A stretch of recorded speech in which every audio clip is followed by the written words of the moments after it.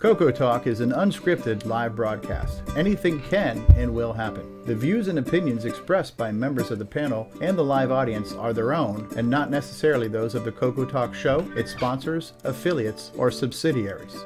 Open minds encouraged, sense of humor recommended. If any off-color comments were made, we're sorry.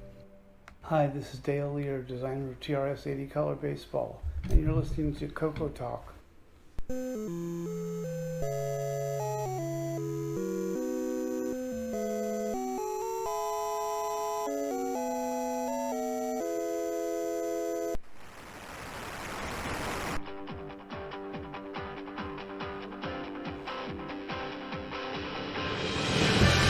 This is CoCoTALK, the world's leading live talk show featuring the Tandy Color Computer. It's time to drop your socks and grab your real-time clocks, and let's rock. CoCoTALK is rocking the 8-bit world, keeping the Tandy flame alive. We may be mocked, but we'll never stop, cause CoCoTALK is rocking the 8-bit world.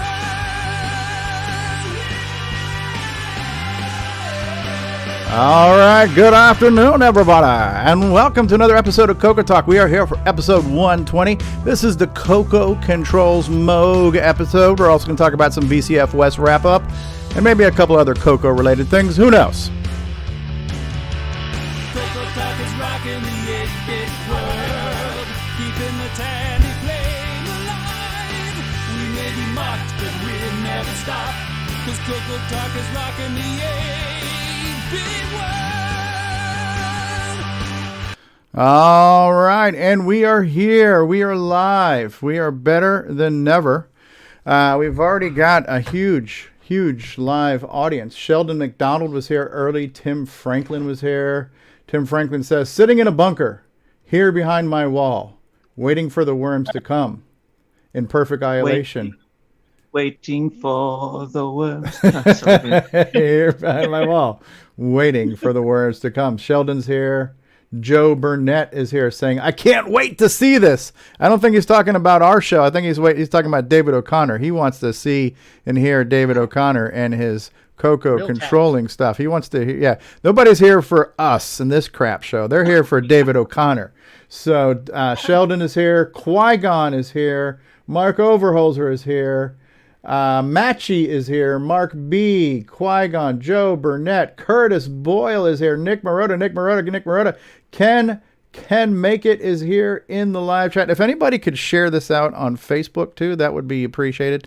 That'd be great. Yeah, if you could just share this. If you could share this on Facebook, that'd be great. Yeah. All right. And we've got a panel. On our panel, the guy who spent more time sitting in a chair streaming this show. It's a thankless job. It is a payless job. It is a grudging job. But Mark Bosley has been hosting so much content this past weekend with VCF West. Can't thank you enough, Mark Bosley. Welcome back, and thank you so much, sir. Hello. All right, speaking of VCF West, one of the guys who was there flying the CoCo flag, Mark D. Overholser. We give him crap for being an Apple guy, but he's a CoCo guy, and he did the CoCo proud this past weekend. He did. So thank you, Mark D. Overholser. We've got from Ron's Garage, running a high-tech audio spectrum analyzer in the background back there. It is Ron Delvo. Hello. How you doing, all? We're doing great, Ron. It's good to have you back, sir. As seen at Hamvention, CorgsCon, at Tandy Assembly, at VCF West, East, North, and South, at CoCo Fest. You name it, he's been there. He is the CoCo man himself. Jason Reichert, welcome back to the program, Jason. CoCoTALK, use only as directed. The star of our show today, the reason why people are here to see the show, the Lord of the modular synth himself, Mr. David O'Connor is with us. Good day, David. Good day, everybody. It's the feed from the weeds. I better not let anybody down now. Yeah, right. Everything's riding on you. No pressure, David. And a man. It's good to be... Let's go ahead. Sorry, David. No, I was just saying it's good to be here. It's great to have you. and the man whose name is so nice. We must say it thrice. It's Nick Marotta, Nick Marotta, Nick Marotta. Hello, everybody. I'm the only natural-born Canadian here, so I'm going to nominate Jason as honorary Canadian, so I'm not all by myself. Hey, Ken's got his $5 ukulele. Excuse me, Jason's got his $5 ukulele. It's plastic. Yes, It's yes. plastic. Yes. We also have this game was 50% off last week on the free software bin at VCF West, but Nightmare Highway, Nightmare Highway, running in the background there on Jason's CoCo. Yes, if you got it for free, you paid too much. Last weekend it was 50% off free, so you could have got 2 for 1. We also have, and a very, this is probably his best effort yet, but Grant Leakey is out there saying, time for another boring CoCo talk hosted by huge ego Stevie. All right, good job there, Grant. Good job there. You tried. We'll give you credit. At least you tried. Yes. Vocal Studios here. D. Bruce Moore is here. DeBruce. Hey, DeBruce. And so what a great weekend we had last weekend with our coverage, which hopefully Mark D. Overholser will kind of wrap up for us. So we're going to go around the room right now and just kind of get our project updates, acquisitions, stories to share. Mark Bosley, anything new and exciting with you this past week? Well, besides, basically I got a new set of headphones. Okay. All the ones up last week doing the VCF West. Okay. You look like you could be in the pit crew at NASCAR now with those things. Yeah, this it claims a 16-hour battery, so it should last the episode. Well, you never know. You never know. If we cut it in half today, right? Yes. It's going to be close. Yeah. Ben Drakes from Explore VR is here, our friend across the pond. Good afternoon to you. Ken Reichert says 20% off Nightmare Highway. Nightmare Highway for CoCoTALK viewers. Mention code CoCoTALK at checkout. Mention code division by 0 error.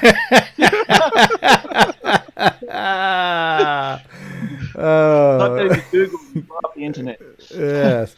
So Mark Bosley's got some cushy new earmuffs to keep him warm in the winter as well. Is that the best thing to happen to you this past week, Mark? Yeah, well, all last weekend was streaming the VCF. Yeah. They get time to do anything else. I know. Well, thank you for that, sir. Much appreciated. Thank you. You're too kind, and thank you.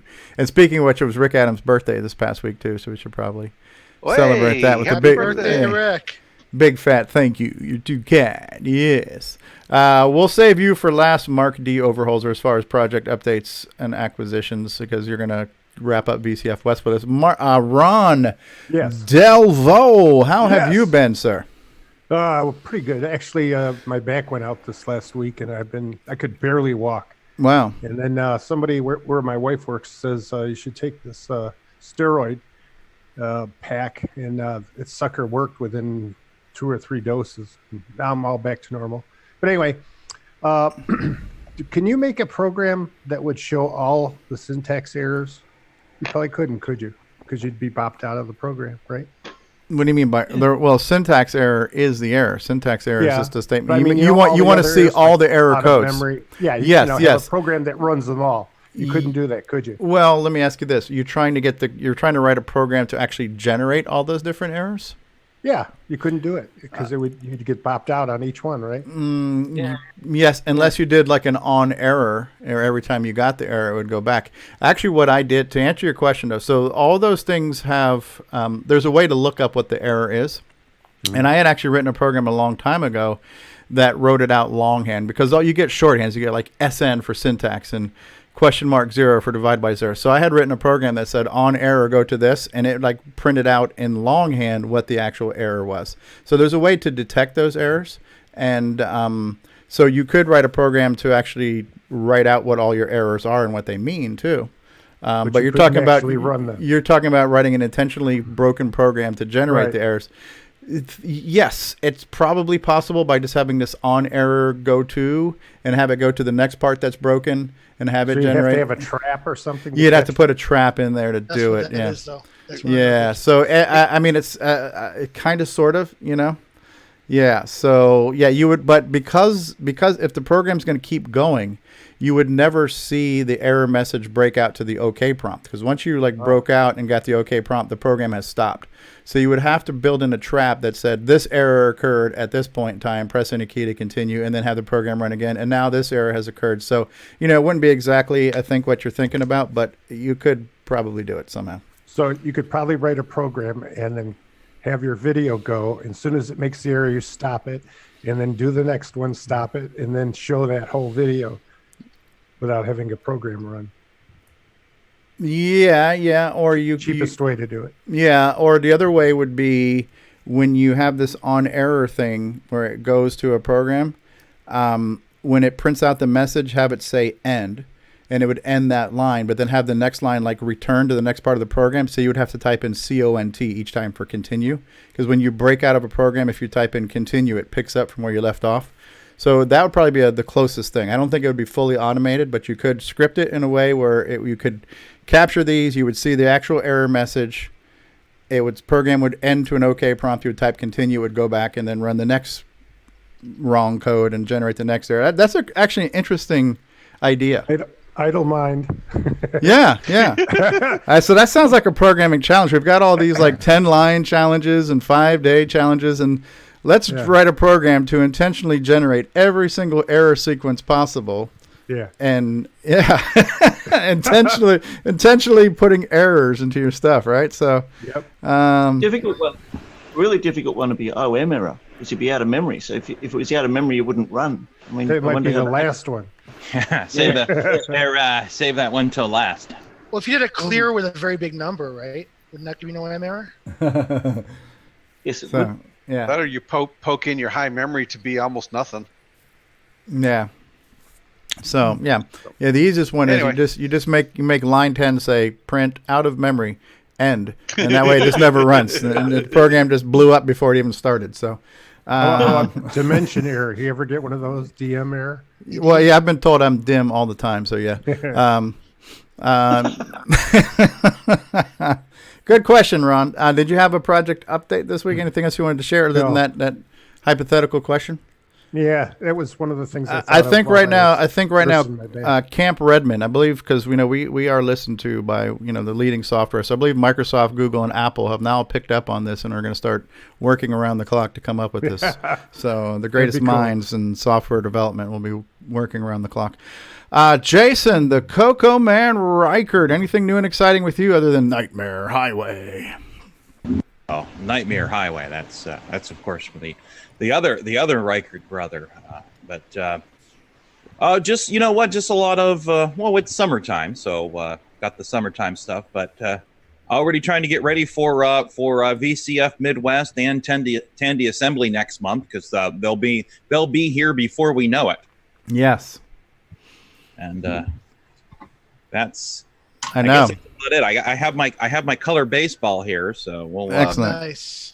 That I picked up in Cleveland a few weeks ago. So that's what I'd love to have.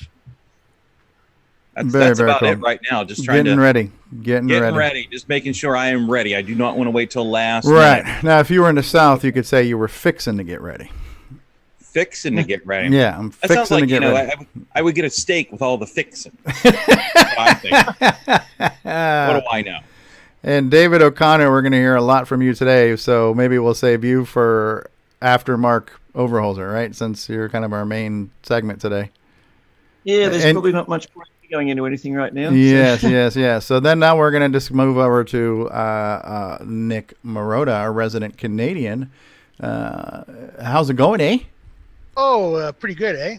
It's, snow just melted, so we're going to have a couple weeks of summer, and then we'll be all good. Okay, I see you're playing Tetris in the background there on a CoCo. Yes, CoCo that's one of the games it's one of the cartridges I had when I had my CoCo 3, and I'm anxiously awaiting a second SDC to arrive, which should be here this week. Okay. For my CoCo 2. So yeah, that's pretty much it this week. Okay. And in the live chat, Paul Fiscarelli is asking who is going to Tandy Assembly. Okay, so Jason Reichert is going to Tandy Assembly. Mark Bosley. Very close. Mark Bosley, Tandy Assembly for you. Mark Overholser. David O'Connor, you were planning on going to Tandy Assembly, right? It's just right across the globe for you. Yeah, it's just a short swim. Just a short bus ride. Ron Delvaux? No, won't be going. Have you been to a Tandy Assembly yet, Ron? I have not. Okay. I'm going to go to the 51st one. Okay. The 51st Tandy Assembly? I'll be in a little jar. Right,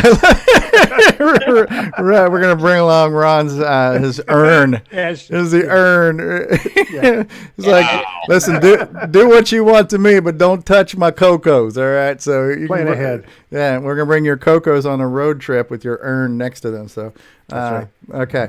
And Nick Marotta, imagine being in Canada, probably not gonna make it to a Tandy Assembly. No. All right, Tom C., you going to Tandy Assembly? I think we just heard from Tom C. He's going to try to make it to VCF Midwest. And now who's going to VCF Midwest is the real question. Yes. Tandy Assembly's easy for me. I mean, I don't even have to leave the state of Ohio. I'm just I'm a short 3.5 hours away from Springfield, Ohio. Yeah, so super right around convenient. the corner. It's like one of Nick's neighbors.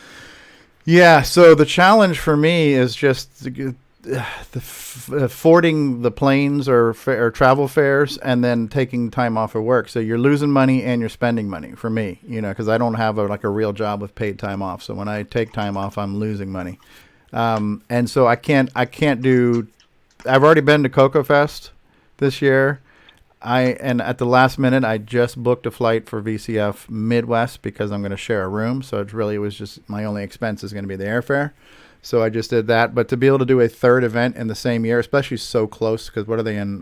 They're in, when is Tandy Assembly?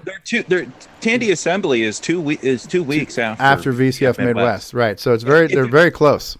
If it wasn't the distance thing, like Chicago's about an 8-hour drive.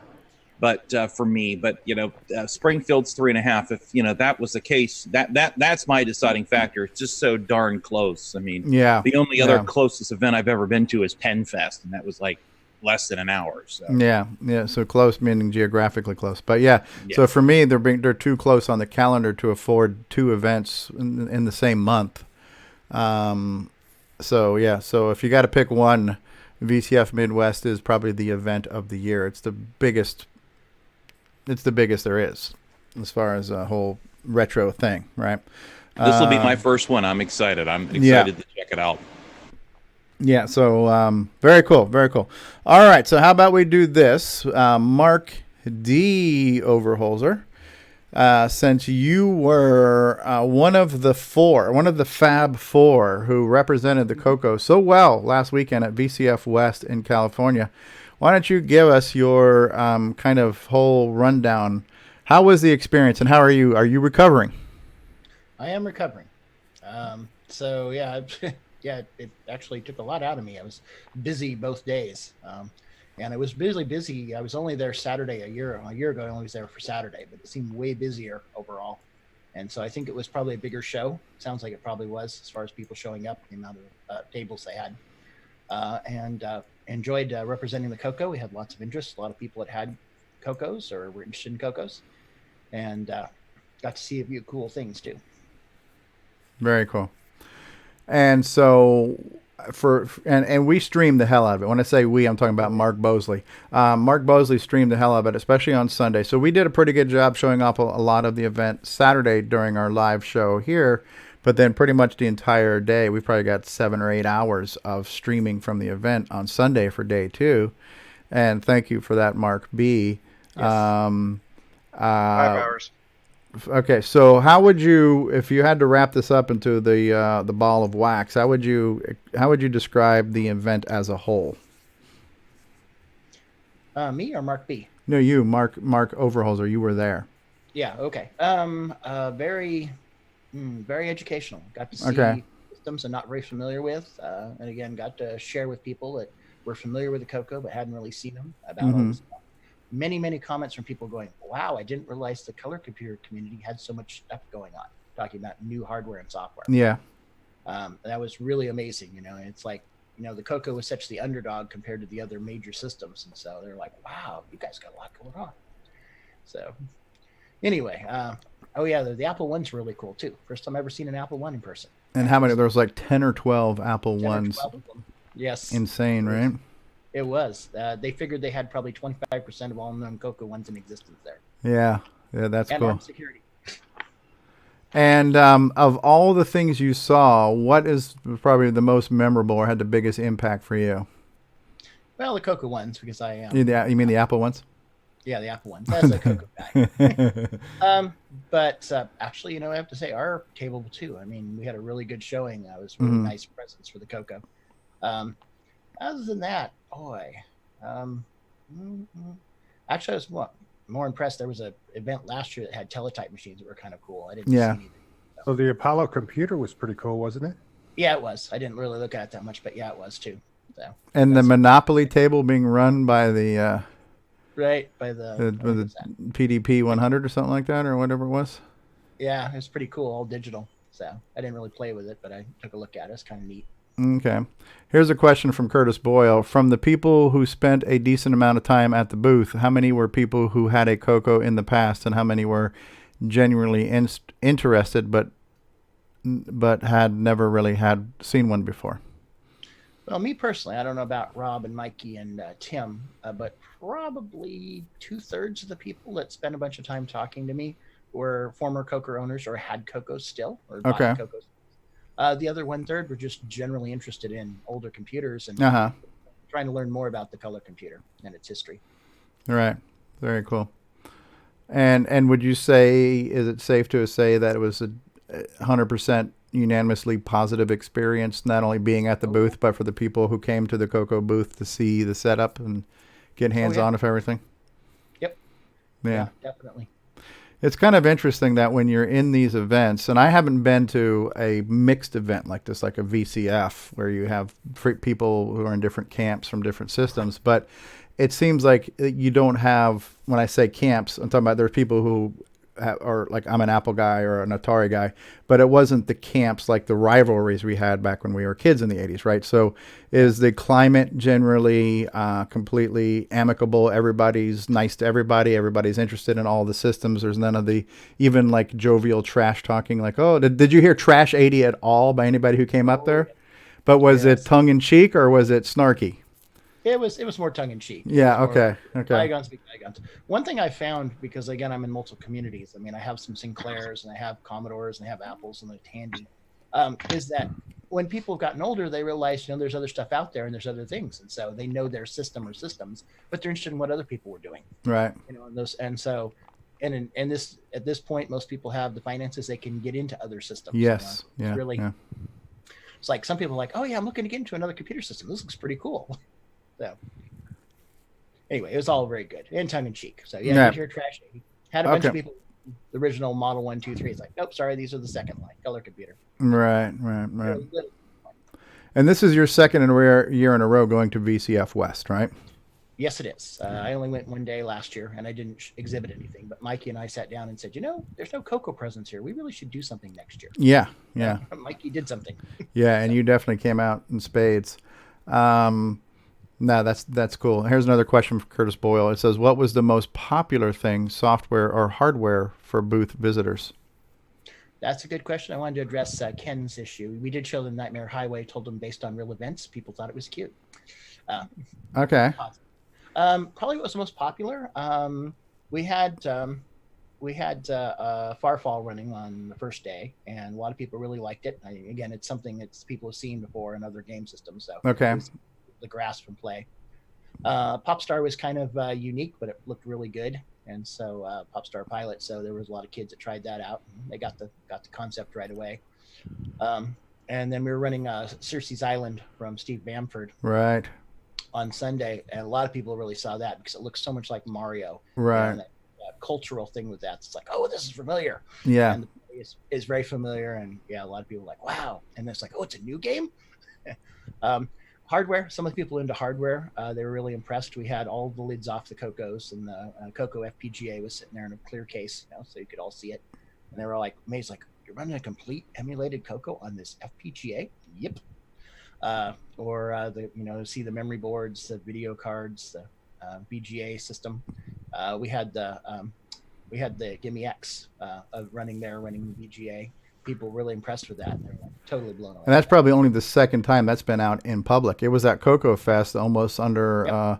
It wasn't that it was under lock and key, but it wasn't really promoted that it was there. So if you didn't stumble across it, you wouldn't have known it was at CoCo Fest. So not a lot of people have seen a Gimme X in the wild yet, since it's not technically released. So that's kind of cool there.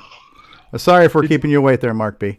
So did you also play Simon's demo?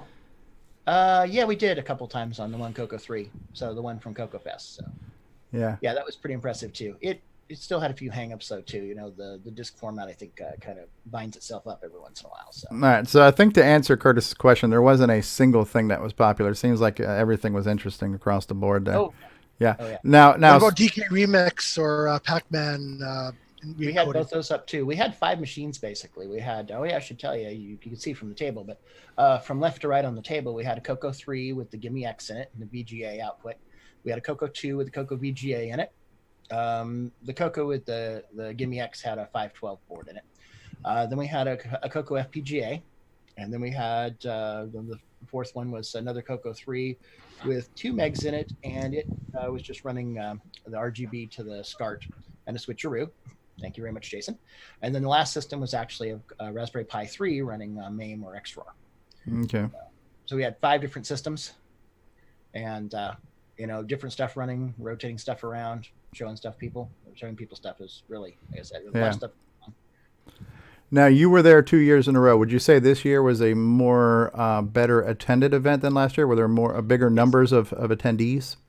Yes, just from my personal observation, just for Saturday, I wasn't there Sunday last year. Okay. Way busier. It was slammed. The room was packed. The official numbers I saw from the email, I think they had 1,100 attendees. And for us who go to CoCo Fest, so we're used to 120 people. Yeah. 1,100 people. That's an insane number. And it makes you wonder what the numbers for VCF Midwest are, Yep. That's big. That's big. And it was at the Natural Computer what's it called? The Computer History Museum. History Museum in Mountain View, California. Mountain View, California. So this is a computer museum that's open year round, where people can see live machines, big iron machines, things like that, right? Yeah. So, and it's a great location. So, I mean, based on what we saw, because we saw you guys streaming it all weekend. It looked like a great event, and hopefully by seeing this, we're doing 2 things. Obviously, we're providing a little bit of a public service, because not everybody can just get up and go to California, especially if you're in another country. Yeah. So hopefully we're providing a public service by letting you be a fly on the wall, but maybe even giving you some inspiration and a little kick in the hind end to say, hey, come next year. If you were on the fence or if you weren't sure, get up and check these things out and support these events and support these systems and see it for yourself, experience this. So, yeah, that's cool. Very cool. Well, yeah, I mean, on behalf of all of us, thanks for doing that. Yeah, go ahead, Ron Delvo. I got a question. Did any of the people that run the place, did they come by and see the CoCo setup? I don't remember seeing anybody from the museum itself. I know that when I did VCF Pacific Northwest, I saw quite a few people from the Living Museum, where it was hosted.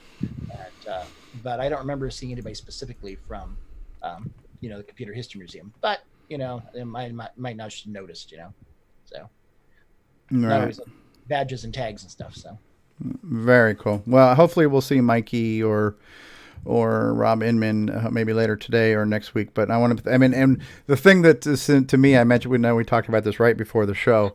It really looked like you guys were working all weekend. It was almost like it was a job, because every time we saw you, because we didn't really speak to you at all, Mark Overholser, because Mikey was walking around with the portable showing stuff off, but you were always all you guys were like behind the table or in front of the table. You're talking, you're answering questions, you're demoing. So it was almost like this was a job. It was a trade show. This was a job, and we were working all freaking weekend. That's really what it looked like. But it wasn't dreadful work, right? It was enjoyable, but but like you say, you're recovering, so you're exhausted, right? Because it's just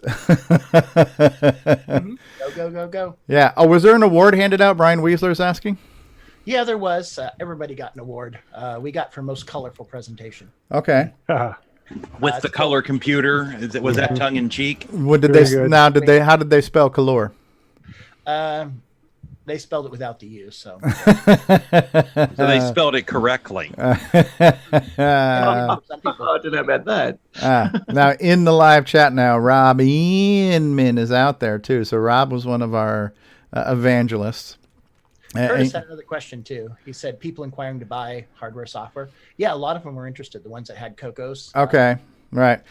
There were some that were, interested in acquiring more stuff, and so we had handout materials and QR right codes. Yeah, that was a great thing that Rob Inman did, having all the little flyers and the QR codes, scan here. You know what it reminded me of when you if you guys remember the movie Starship Troopers, and they kept showing these commercials on TV. Well, today we're going to join the Army and this and that. To find out more, click here, and so it was almost like every single one of your little posters had the QR code. So here's some bullet points on what this is. To find out more, scan here. So. Probably at least half to 70% of the people, it's like you pointed out something and they took pictures with their phone either. Yeah, so there were a lot of people scanning those QR codes, right? QR codes, or just take pictures of the overall information. So. Yeah, that's cool. Very cool. Well, yeah, again, thanks. On behalf of all of us who are CoCo nuts and then the CoCo community, thank you for representing us and for in full force. So thank you. You're too kind, and thank you. All right, so how about we do this? I'm going to thank our patrons. We're going to take a brief commercial break, and then we're going to come back with our main segment today, which is going to be David O'Connor showing us how a color computer can control analog modular synthesizers. Does that sound good to all you guys? Absolutely. All right. So we're going to start off by thanking our patrons, and then we'll do a quick break, and we'll be back in about a minute and a half, folks. Don't go too far. All right. So let's thank our patron sponsors, the actual sponsors of our show. We're talking about you, Al Hartman, Alan Huffman, Blair Ledoux, Brendan Donahue and the CoCoVGA.com project, Brian Joyce and Extructus.com, Fedor Stamen, D. Bruce Moore, DeBruce with FOD.gracenote.ca and CoCoForever.gracenote.ca, David Mitchell, Diego, and his cool project site, yet another color computer site, YACCS.info, Disney Saints fan, Eric Canales and Color-Computer.com, Grant Leedy, Jason Downs, Jenna Furin, Ken Reichard and CanMakeIt.com, Kyle Eder, Malfunct, Paul Fiscarelli, Frenemythic, Richard Lorbieski and BOYSONTech.com, Rob Inman, Steve York, Terry Steggy, The Backyard Shed Gang, Tom C. and Tom S. Thank you for sponsoring our show. You are all too kind. Thank you, thank you, thank you.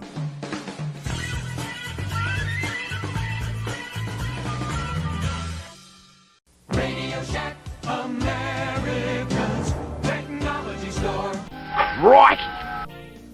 This Christmas, Tandy has a very special offer. A family color computer pack to take away at a very special price. This family computer comes complete with software and costs an incredible $449, a saving of $241.69. It's powerful, educational, and ideal for the young and young at heart. The easy way to start computing. The Color Computer Family Pack from Tandy. Get it while it's hot. Tandy, the biggest electronics store in Australia. As you start your journey to CoCo Fest, you notice the road ahead is littered with rogue furniture. You realize you are driving on the Nightmare Highway. Nightmare Highway. The new game for the Tandy Color Computer 1, 2, and 3. Nightmare Highway. Nightmare Highway. Stunning low-resolution visuals. Digital to analog converted sound. 100% machine language and basic. What are they saying about Nightmare Highway? Nightmare Highway. Steve B. York says, of all the games released this year, this is one of them. L. Kurt S. Boyle says, this will not be on my site. Nick Marionette says, crikey, look at the size of that crock. Get your complimentary copy of Nightmare Highway. Nightmare Highway. At CanMakeIt.com. If you got it for free, you paid too much. Coming soon. All situations depicted in this trailer actually happened. This true story has been anonymized to protect the guilty.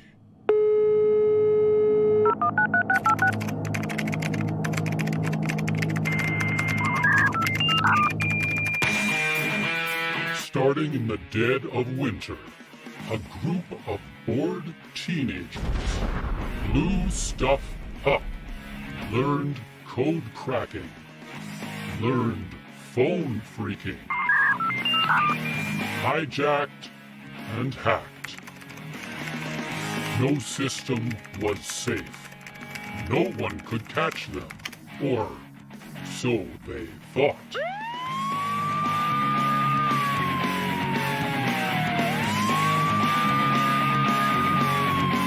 A true story at the dawn of the internet.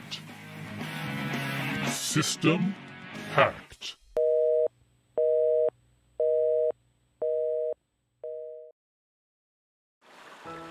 And now, CoCo Thoughts by Samuel Gimes.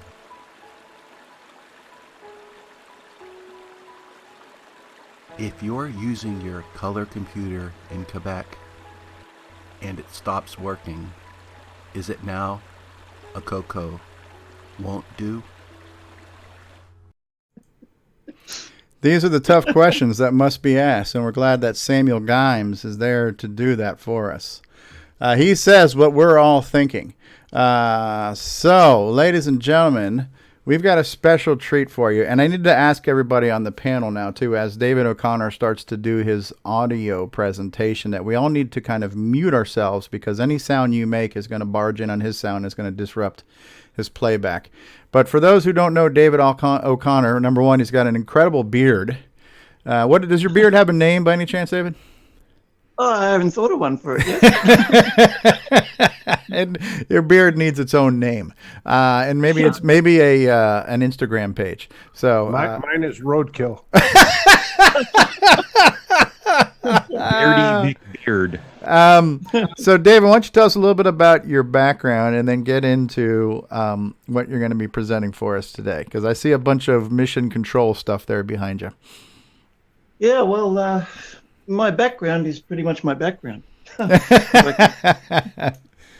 If I can be so corny. Yeah, basically I've been into music for decades. I've mentioned on a few previous episodes, but I won't go into all the full details, but I really started off in the early 80s, about the same time I started off with this very CoCo one, which I've had since brand new. I also started off with a Roland Juno 6 analog synthesizer, which was in our school music room, and I was playing trumpet at the time in the school band, and I spotted this synthesizer and took a keen interest in that, and got to taking the thing home and playing around with it. And I didn't know how to play keyboards at the time, and my parents got me lessons, and I learnt the basics, and then all of a sudden synthesizers became my thing. I just fell in love with what you could do with analog synthesizers, and what I've got behind me here is the modern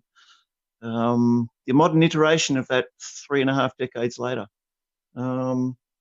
So what I have done recently is, I mentioned on a couple of episodes ago, we had this.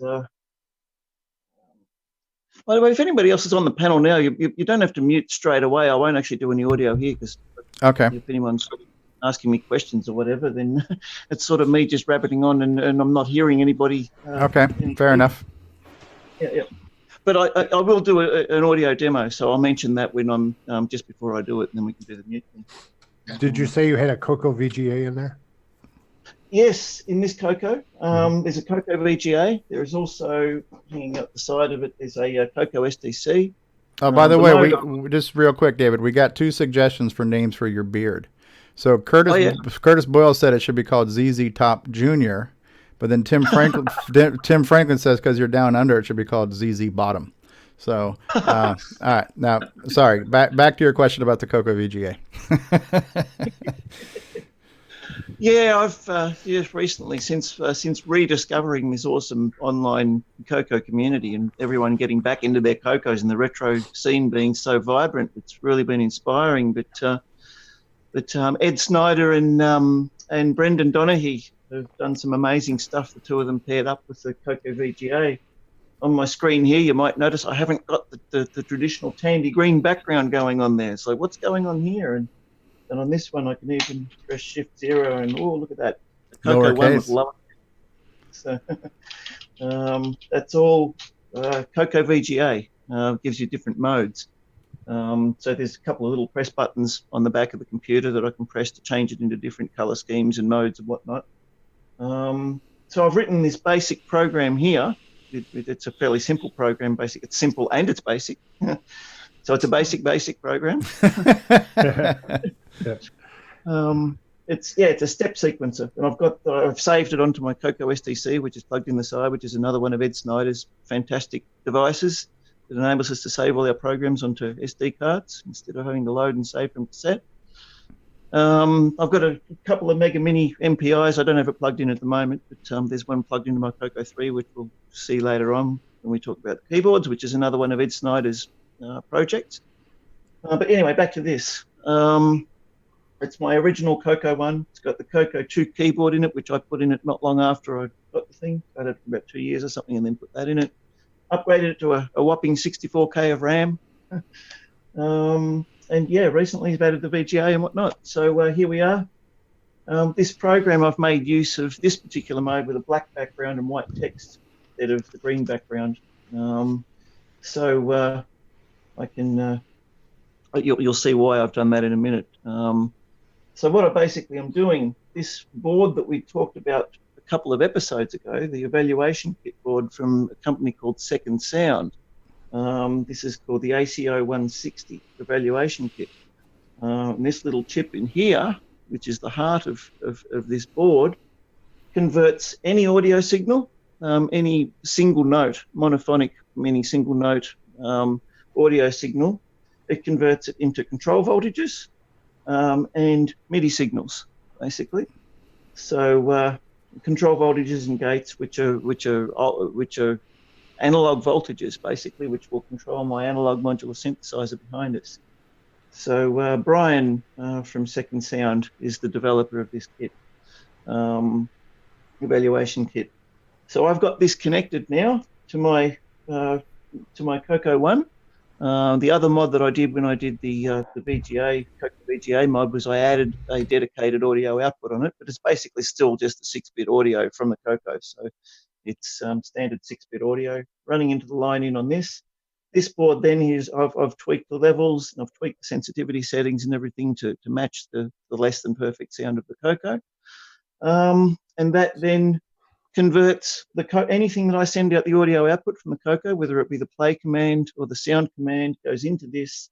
This analyzes it in real time and converts it into MIDI signals that go into my Roland System 8 and into analog control voltage and gate signals, which go into the analog sequencer and synthesizer. So that comes out of the cassette port into that board? No, not out of the cassette port. It's out of the... it's audio out. Yeah, it's audio out. Like normally on a non-modified CoCo, your audio comes out of the RF output with the video and then goes into your TV, and the sound comes out your TV speaker. So if you did a composite mod and you had the one for video and one for audio, the RCA jack, it would be that audio out jack from a composite mod, or an audio out. The CoCo VGA has that audio out. Yeah, so he's taking that and then capturing that sound and basically electronicizing it. Yep. Yeah. But the CoCo VGA doesn't offer the sound. You still got to do the mod separately to it, but the kit comes with the needed. How would you actually explain that process? Because you're technically not digitizing something if you're analogizing it, right? So, or is it doing a digital to analog conversion? Is it doing because it's being output as analogs audio, right? It's capturing analog audio, and then it's actually doing two things. It's then sending it out to analog electrical impulses, as well as digital MIDI tone. So it's actually doing digital and analog output simultaneously then, right? Yeah, and it's also got its own onboard mini synthesizer with its own oscillator, so you can actually get audio directly out of this from its own synthesizer. Oh, okay. So you could actually tap a speaker output into its audio out and hear it straight from there without controlling a second synth. Yeah, absolutely. So it's a synth on the board even. Yeah, absolutely. It is. Oh, wow. Yeah. There's a lot of tech in there. There is a question from Curtis about polyphonic music. Well, what would happen if it heard a polyphonic? Would it just interpret it as whatever single note it thought it heard, basically, or? whatever seems to be prominent at the very microsecond that it's analysing something, it'll try and turn that into a control voltage in a MIDI note. But if you feed it with polyphonic music, where all the frequency spectrum is changing all the time, and it's not designed for that. So if you throw it a polyphonic chord or something like that, it will do all sorts of crazy stuff. It'll try and output whatever's the most prevalent at this particular time. So Paul Fiscarelli is saying this is basically a DSP. That's a digital sound processor. Is that an accurate? Yeah, it's a custom chip. The heart of it is this little chip here. I don't know if you can see that. You can sort of just see that there. That chip basically takes an analog audio signal and does all the conversion. Everything else that's on this board is just peripheral stuff to. And what are the audio inputs? Are they RCA or are they XLR? Are they like quarter-inch, eighth inch? What's the primary input for the audio? The audio in on this one, if we can see there, is a multi-connector. It's a Neutrik XLR connector or a jack input. So I've got a phone jack plugged into it at the moment. And I think you had mentioned too. Let's just say we plug a microphone into that jack. You could literally like sing into it, and the notes that came out of your voice would then be converted into electronical notes on a synthesizer. So any sound it hears, it's going to basically play back as a synthesized note. Exactly. I've got this microphone right here, and I tried that very thing. Set up there now, and it's not plugged in at the moment. But if I speak or sung into the microphone, well, maybe we could work on our little duet of doing West End Girls together, you and I. So. As we were doing that before the show today. So,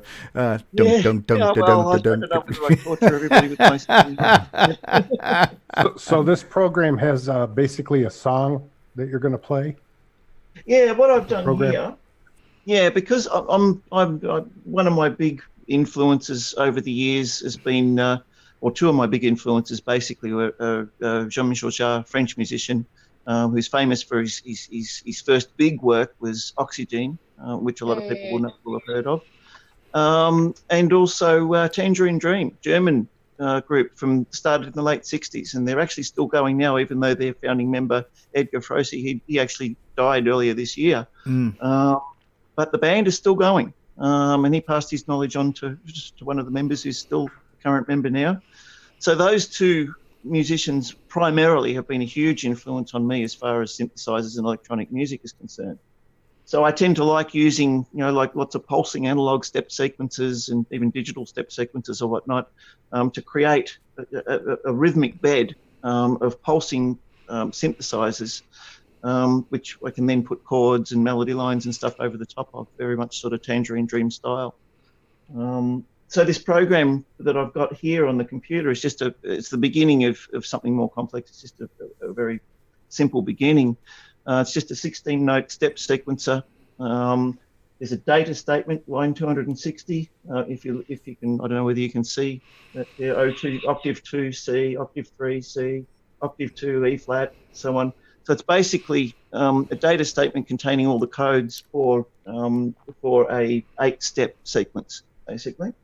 And the program will then step through those 8. This line 180, if W equals W plus 1, if W is greater than 8, and W equals 1. This is basically being used, this is an array. So A string W is basically an array of 8 notes. And this will then step through those 8 notes one at a time and play them. And so it doesn't use the sound command? Or the play command, similar to sound command. The play command is an extended basic, yeah. Okay. Yeah. I can use the sound command. If I type in here, like I'll do an example right now. I'll type in sound, say I type in sound 100, I'm at 20. That will actually, what you'll hear here is not the CoCo sound. You'll hear the actual sound of the analog synth. If I just press enter. Yeah.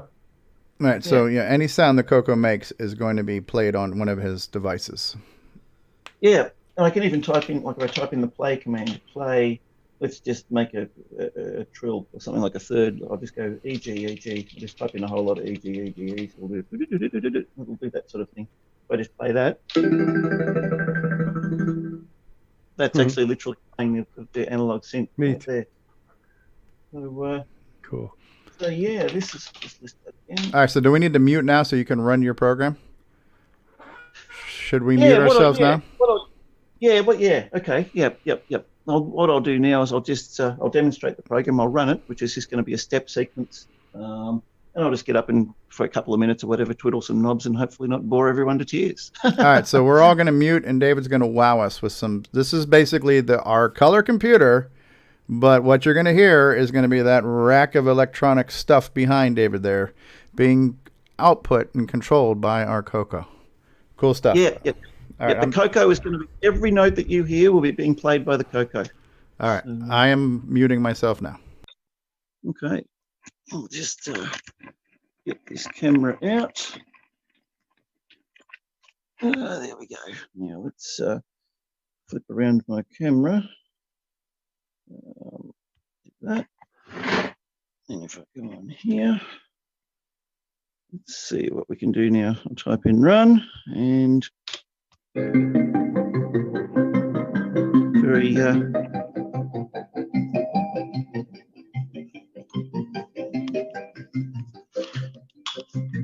move that back in there.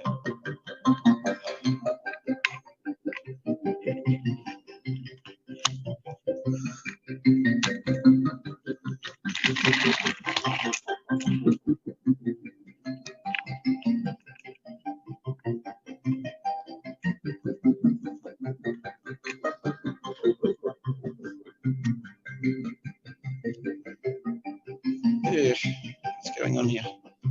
There we go.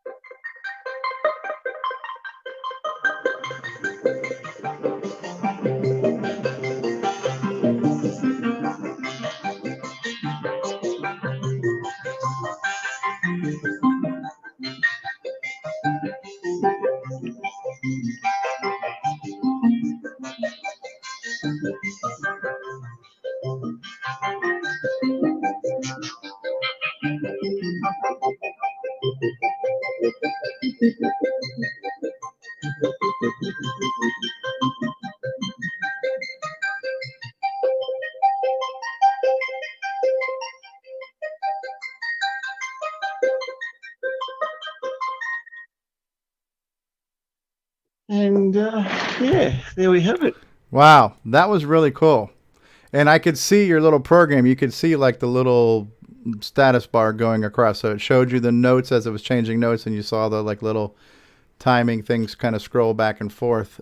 So that's a neat little visual display that your program's showing what it's doing while it's doing it. There was a couple of questions in the live chat too while you were playing that. One of the questions is coming from Qui-Gon, who is Michael Brandt, who's also a magician, right? Because you musicians are kind of like magicians anyways, right? So he's a musician. And what was Michael's question?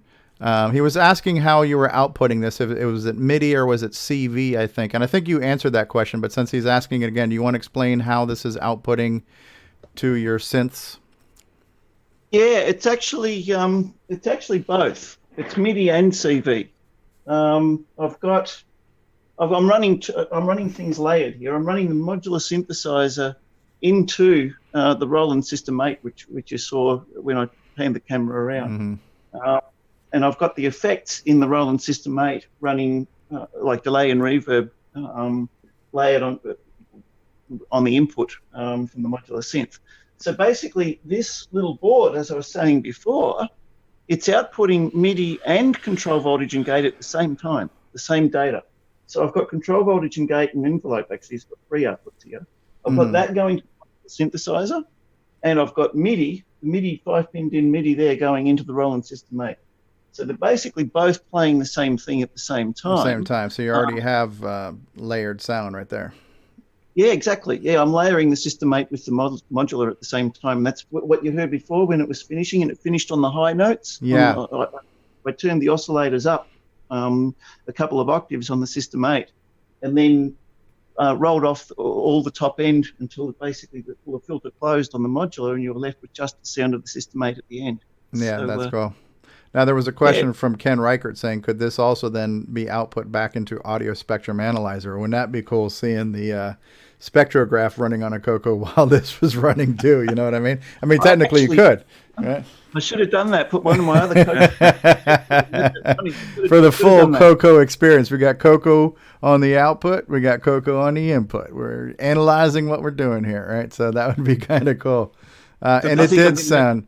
And we had some good comments saying that, we need to hear more music like this. I mean, if you're into retro computers, hopefully you're into retro music, and this is some retro sound and stuff here, right? So, is this going to be the most expensive sound chip solution for the CoCo?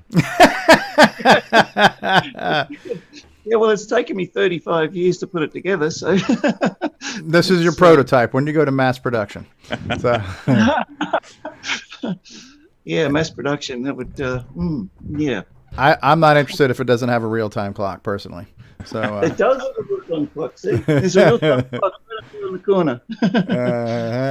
So you're able to also record this digitally? Yes, absolutely. Yeah, I think one of the earlier questions too was how do you if you, as you're turning your dials and you get to these different sounds, how do you remember that if you like that sound and you want to use it again? How are you able to remember that sound you just made when you started turning these dials in this certain direction? So that's one of the arts of learning modular synthesis and analog synthesis. Yeah. I've been playing around with this stuff for 35 years, since 1984. He knows it. No, pretty much backwards and inside out and upside down because we're down under. Basically the thing I really love about modular synthesizers too is the fact that you don't have memory in it. And every time you patch something, you get something slightly different, even if you remember how you got it last time. Yeah. And those differences can sometimes lead to inspiration, which will lead to a dramatically different sound, and you can end up with an entire new song just as a result.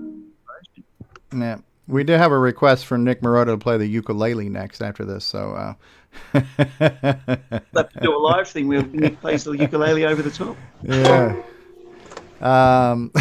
We got Jason on the $5 ukulele, so that's probably good enough. Cool stuff. So any more questions from the panel or from the live audience about what David O'Connor is currently doing here? And this is really just kind of, this is like a phase 1 alpha proof of concept on just making some simple software. You've got more grandiose plans on controlling things, I imagine, down the road?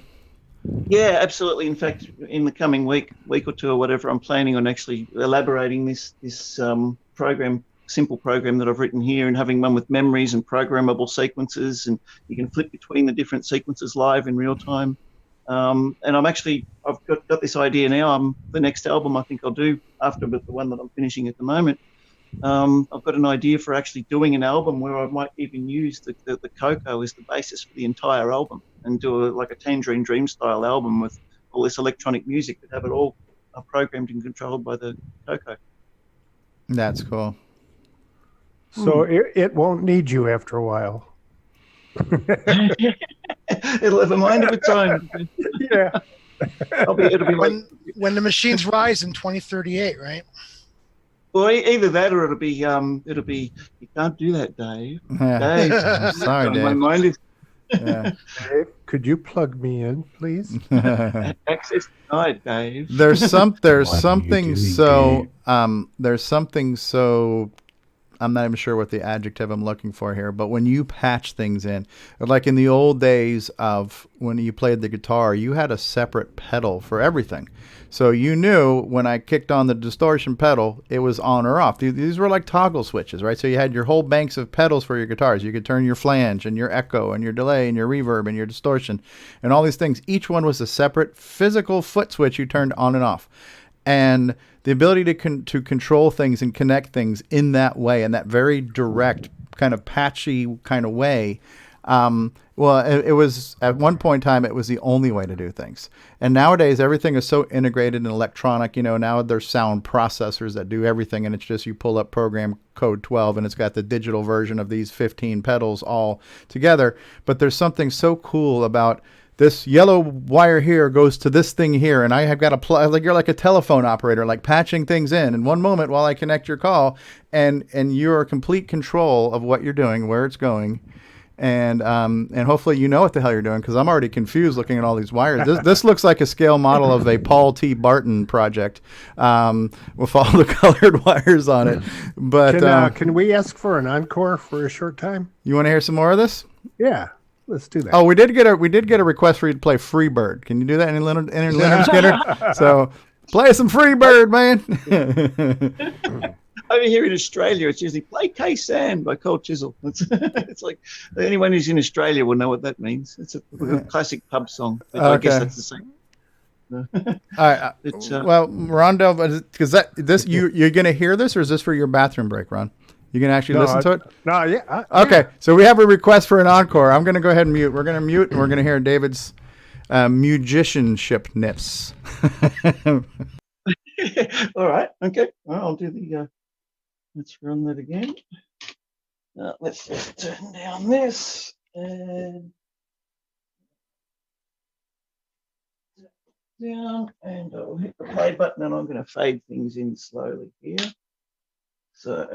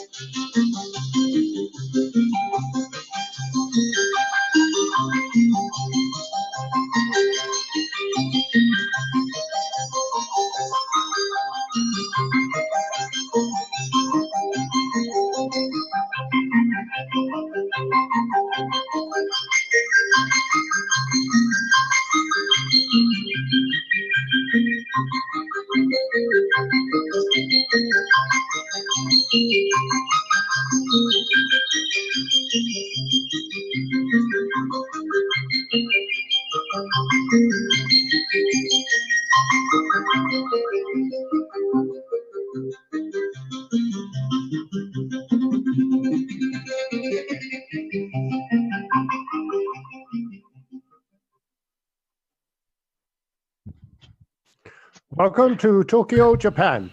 And the interesting thing is that was basically the same pattern over and over again. But as you kept changing the instruments, you were changing the feel and the mood, and sometimes it sounded like strings and stuff. And you had all these. It's just a very simple pattern, but as you changed the sounds and it kept going over, it just felt like the music was kept, getting all these extra flavors to it. It was really cool. That's pretty much the essence of a lot of what they call Berlin School music. And the term Berlin School comes from the Berlin School of Electronic Music, which was a school in the 70s, 80s that taught the techniques that Tangerine Dream used to do all their music. And Tangerine Dream would very much do that. They do it live. There'd be three of them on stage, and they'd have one doing the analog sequence and changing things just like I was doing there, and then they'd have somebody else on one side doing mellotron strings, and somebody else doing a lead line over the top, and that's the essence of pretty much Berlin School Tangerine Dream style music. Yeah, it's really cool. It's really cool. Like on your we should plug your current new project that people can buy online, or Pulse Eternal, right? You should definitely plug that. But your first track, it's like a 16-minute track, and it's just a lot of just listening to this. It's almost like being at the beach, just having this gentle wave of this whole musical thing washing over you, so it's really cool. The music doesn't have to be like pop music, chorus, verse, bridge, chorus, verse, bridge, you can just have this ambient trance just, wash over you for a really long time. Like you got requests for encores, so it's, if you're into electronic music, if you're into mood, and in this case here, Moog music, man, you can eat this stuff up. So very cool stuff. You want to plug your latest project and where people can get it? Yeah, well, just talking about pulse, pulsing sequences and pulsing steps and things like this. I recently come up with a new project. It's called Pulse Eternal, and it's based on this style of music. So my new project is I've released one album, which is now available on iTunes and Google Play, and stream it on Spotify. But we only get 1 cent per 300 plays on Spotify, so it's best to buy the album if you want to support. pulseeternal.com. If you go there, you can listen to it on Bandcamp, stream it for 3 times for free on Bandcamp, or listen to it on if you like it. It's available there to purchase for Well, I got it. So I got it too. I got it on Google Play, and I've listened to it several times. And it's good stuff. It's good stuff. I listen to a lot of electronica chill, and this is a very cool analog version of that style of music. Really appreciate the feedback there, Stevie. Yeah, and I think I was telling you before the show, a guy who works with me now, he's European. He's originally from the UK, spent many years living in Germany. He loves, electronica, like chill, down-tempo stuff, and I played it for him a few times. He enjoyed it too. So, cool. Oh yeah, so Ben Drake's saying it reminds him of Tubular Bells as well, right? So, but I can't forget Mike Oldfield. He's another big influence for me too. So, one of my favorite Oldfield albums is actually an album called Amarok. So if anybody hasn't heard Mike Oldfield's Amarok album, it's incredibly dynamic. And it goes through all these changes, and it's like a whole 60 minutes long. It's one big long song.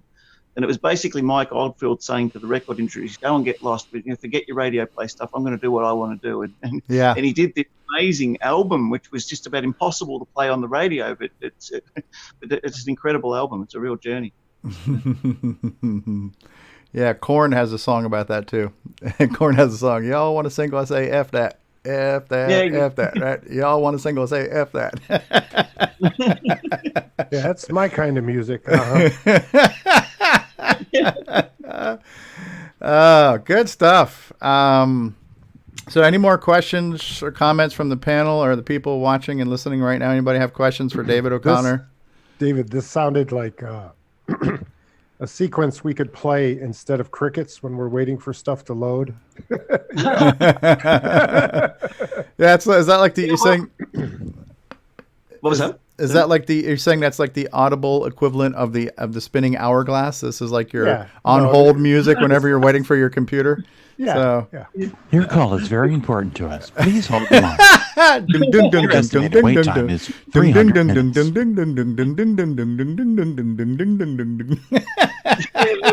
go. Maybe there's a market in that. Let's try it. Oh, I would love for you to produce something for the show, either a new theme song or an outro song or something we could use. That's a David O'Connor original. Could you try your mic? Were you going to try your mic? Oh, can you sing into it? Sing into it. Yeah, let's.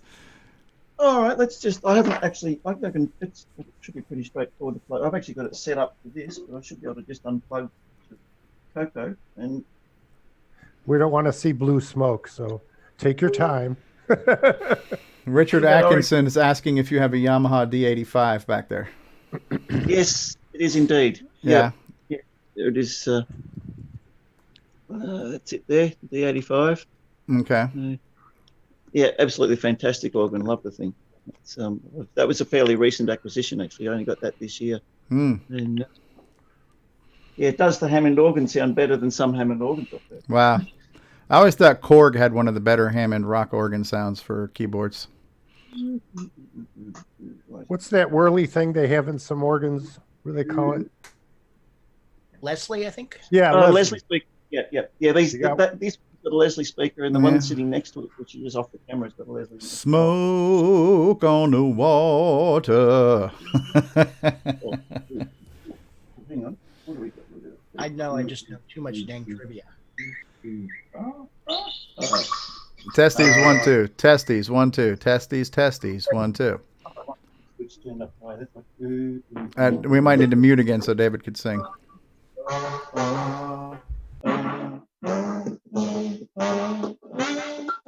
Great. I've got it set up. Oh yeah, of course. I've got the step. That's why it's doing weird stuff. It's trying to play a sequence at the same time with my voice, so it's going to be a bit tricky. Oh, that's interesting too. Yeah, I'd have to repatch it to suit my voice, but it does work with voice. I have tried it before, and I don't have a very good singing voice, so I'm not going to torture everybody anymore.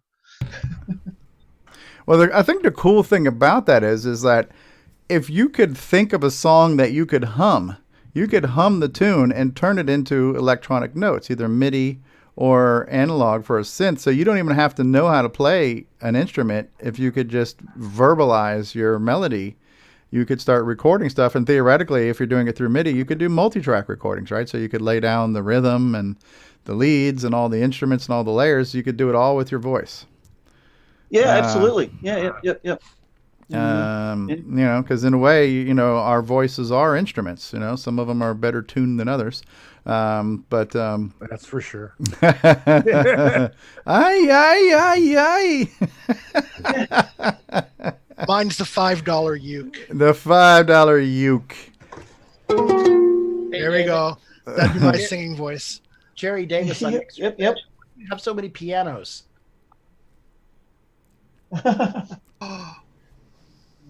Pianos. Cool stuff. These didn't call it pianos. Pianos. If I just pan across, there's you'll get a bit of some stuff behind. That's like calling a violin a cello. Or I think a fiddle. piano, that's like the Yosemite Sam pronunciation. That's right. Give me a sarsaparilla. Play me some of that piano music. You got there piano music there. I think that Panic on Funkotron that my son did was partially done on the synthesizer also. Now, does that board require any power, David? Yes, it does. Yeah. It's a 9. I think it's a 9-volt plug pack that plugs into it. Okay. No, you don't have to like up your amp service for your home to run that. No, no. Actually, that's interesting you mentioned that, because this entire setup, my studio, the home, all the lighting, my contribution to CoCoTALK at the moment, everything here is being powered by batteries at the moment. Crikey. That's a beauty of a battery. Yeah. For Stevie, that's what when he says batteries, he means batteries. Yes. Just so you know, Stevie. Oh, by the way, too, so, since we were saying earlier your beard is like a ZZ bottom, should we be calling it ZZ bottom or ZZ top? So funny actually, because ZZ top over here, we do pronounce it ZZ top. We don't pronounce it ZZ top. You don't stop at ZZ top. It doesn't sound right. Doesn't sound right. Ladies and gentlemen, ZZ Top. ZZ Top with their latest hit, Tube Steak Boogie, right? So, here in Canada, we do not say ZZ Top in Canada. That's good. That's good. Yeah. Good to know. Some things are sacred. All right. It's not LA. It's LA grunge. It's Lagrange. Lagrange. All right, well, we're going to take a brief commercial break, and then we're going to come back. If you have more questions for David O'Connor about music in general, analog, modular synths, CoCo, controlling and sequencing, other things, ask him after the break. But when we come back, David's also going to show us something that's going to kick off our news segment. Teaser here. He's going to be showing off the new Ed Snyder CoCo Mech keyboard for the CoCo 3. The commercial I'm going to run right now is going to plug retro swag. A lot of us on the show right now are wearing our CoCo colors. So we're wearing a CoCoTALK shirt or an I'm a CoCoNet shirt or anything like that. So those are available at our retro swag shop, which is 8bit256.com. And I think, although I don't remember, there might be a promo right now if you order something where there's a promo code and you get 15% off. I don't know if that promotion's running now or if it's soon or we just passed. But anyway, so shameless plug for our retro swag shop. If you want a CoCo t-shirt, CoCoTALK, I'm a CoCoNet. If you want an Atari, a Commodore, a ColecoVision, Sega Genesis, NES, we got all kinds of cool retro designs on t-shirts, coffee mugs, and mouse pads. And you're going to find out about that right now when I play this commercial. And we'll be back in about a minute and a half with more CoCoTALK. Thanks, guys. Hey,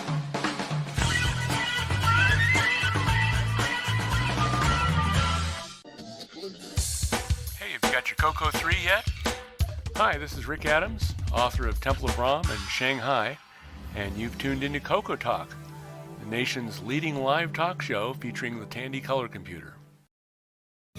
What's going on, everybody? Original Gamer Stevie Stroh here, and if you're a fan of vintage computing and retro gaming, then you're going to love our retro swag shop at 8bit256.com. There you will find custom designs by Instagram artist Joel M. Adams. You can get I'm a CoCoNet, CoCoTALK, and other cool video game images on a t-shirt, coffee mug, or mouse pad. So if you love retro, then head on over to the retro swag shop at 8bit256.com today. Tell them the Original Gamer Stevie Stroh sent you.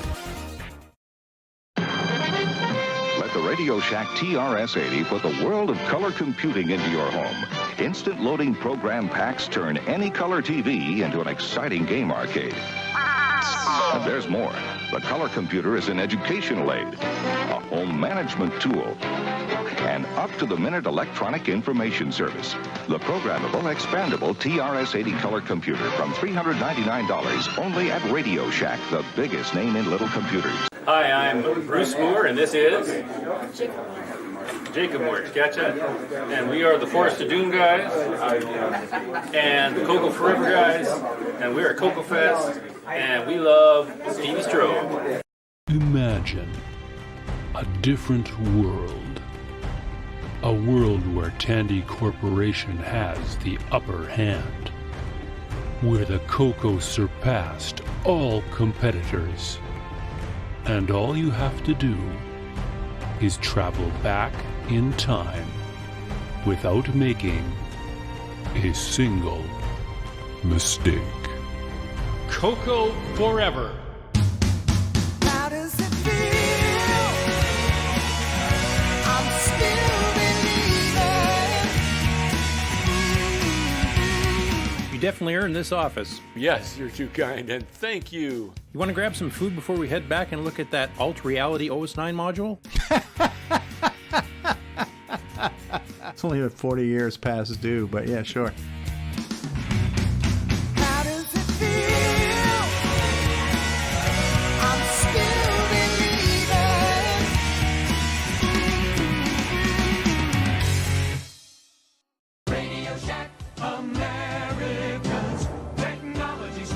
Computer shopping has never been better at Radio Shack. Here's proof. Our new ultra-high-performance 386SX 20 megahertz computer with 85 megabyte hard drive, only $12.99. And it's from Tandy, manufacturer of the best-selling PC compatibles in America. Or get a 286-based Tandy home office computer with color monitor and hard drive, only $899.95. Shop your friendly nearby Radio Shack. Great selection, superior service. Nobody compares. We now return you to CoCoTALK. And we're back, everybody. Thank you. And we did hear Rick Adams at the top of that commercial break there. And if you're not aware, this week marks Rick Adams' birthday. I think he's 29 this week, that Rick Adams. He's a spry young lad. Hey, don't forget, the other game that's not mentioned there that you can still buy. It's, I believe you can still buy. It's called Bomb Threat. Bomb Threat, yes. The Lost game that he recreated. Absolutely. On the Retro Swag Shop. Yeah. At 8bit256.com. Thank you. You're too kind. And the Coco Forever commercial, I stop right there. Stop right there. We heard it from Legend. I got another question for David. Go ahead, Ron. David, can you poke that to high speed and then play it? Yes. On your yeah, the thing that changes is the pitch will go up higher. Yeah, it's it'll do. Okay. It's basically converting any audio signal whatsoever, any single note at a time audio signal. It will convert it to control voltage. Plus, it'll be faster, right? A little bit faster and a little bit higher. And faster. Yeah, higher and faster. Yep. Yeah. Although what I've done in this program, actually, that's something I was going to mention earlier on, is in this program, I've made use of the CoCo timer command. The timer is basically a clock that runs continuously in the background, counts from 0 to 65,535, and then resets back to 0.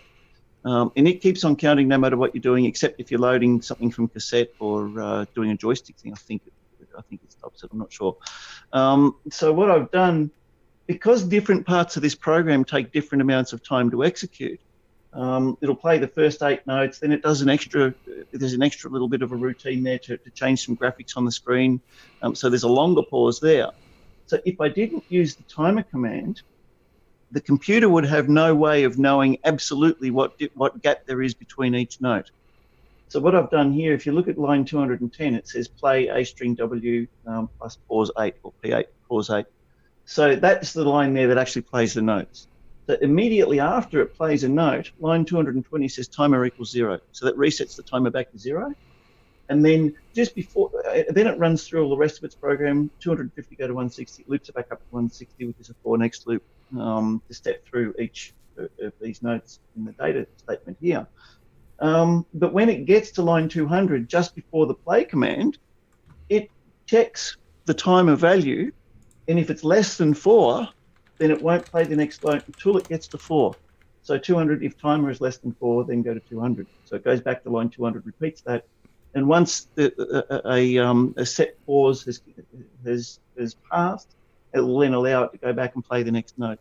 So what that basically does, it allows the program to maintain precise timing, no matter how many, whether it's doing something slightly different each time, if it might be analyzing a different note or doing a different part of the program, it will always wait until timer equals 4 till it plays the next note, and then resets it straight after. So, right, and basically the color computer's timer is just counting CPU cycles. So the timer equals 4. Even so, if you use the poke to speed up the CPU, you've sped up the clock rate. The notes are going to play a little bit shorter. So technically that count of 4 is going to be a shorter count because the cycle is faster, but the notes will be shorter too. So it should all relatively still work. Yeah, it will. Yeah, it does. And I've actually tried that. It does. I've actually got in the start of the program, if I just do a list minus 50, just the first few lines, line 10, I actually added in there poke 65494,0, which is the normal speed. Which just turns it off. You're putting it back in you're forcing it into normal speed as you start the program. Yeah. Yeah, because quite often I use the 65495 high-speed poke on different programs or whatnot, and I was experimenting with it with this one, and rather than type it in every time I want to run the program, I just had that set so that it will always do the same thing. But yes, it will work at the high-speed poke, no problems. Cool. And what are you running in your audio spectrum analyzer back there, Ron Delvo? What are you analyzing? Whatever is coming through from our program. Oh, so right now audio spectrum analyzer is analyzing CoCoTALK right now. Yes, but delayed. And it's looking like we are coming up mostly on the high end of the spectrum. So there's not a lot of bass in our show. It does pause too on occasion. Why, I don't know. I'm gonna talk lower right now because I'm all about that bass. No treble. I'm all about that bass. I know there's a delay here, but I'm not seeing. I am not seeing the low frequency show up on your. Well, we're getting mid range right now. At least I see some mid range there. Okay. Oh my God, is that James Earl Jones? Nick Marotta. I am your father. You need an electro voice RE20 you need there for that radio voice. Yeah, right. Well, the other thing is my cable's modified. I have the, you see here, I have a couple of, what do you call it? Diodes, or not diodes, resistors or something. Oh, resistors. Resistance is futile. It's a mod to make it work for WeFax better. Ah. He's got the Borg mod done to it. The Borg mod. We fax ya. Curtis is asking if I'm implying that the panel is high. I don't know if the panel is high, but the spectrum analyzer says we are. Cool. So any more questions for David O'Connor music-wise? Because we're going to get into a different type of keyboard, and it's not a musical keyboard, but it's a QWERTY-style keyboard. Last call for David O'Connor musical questions. I have a question. What does the unprocessed output? I got something right there. What's the output out of the CoCo sound like before you process it? I can demonstrate that. I've actually got a speaker built in. Okay, everybody mute yourself again because this is going to blow your mind. Yeah. Who's going to wipe the screen? Mouse cursor. There's a mouse cursor. I've literally disconnected the input from this the evaluation board, the converter board, and I've plugged it straight into the input on my monitor because this has built-in speakers. So this is what the CoCo is actually doing.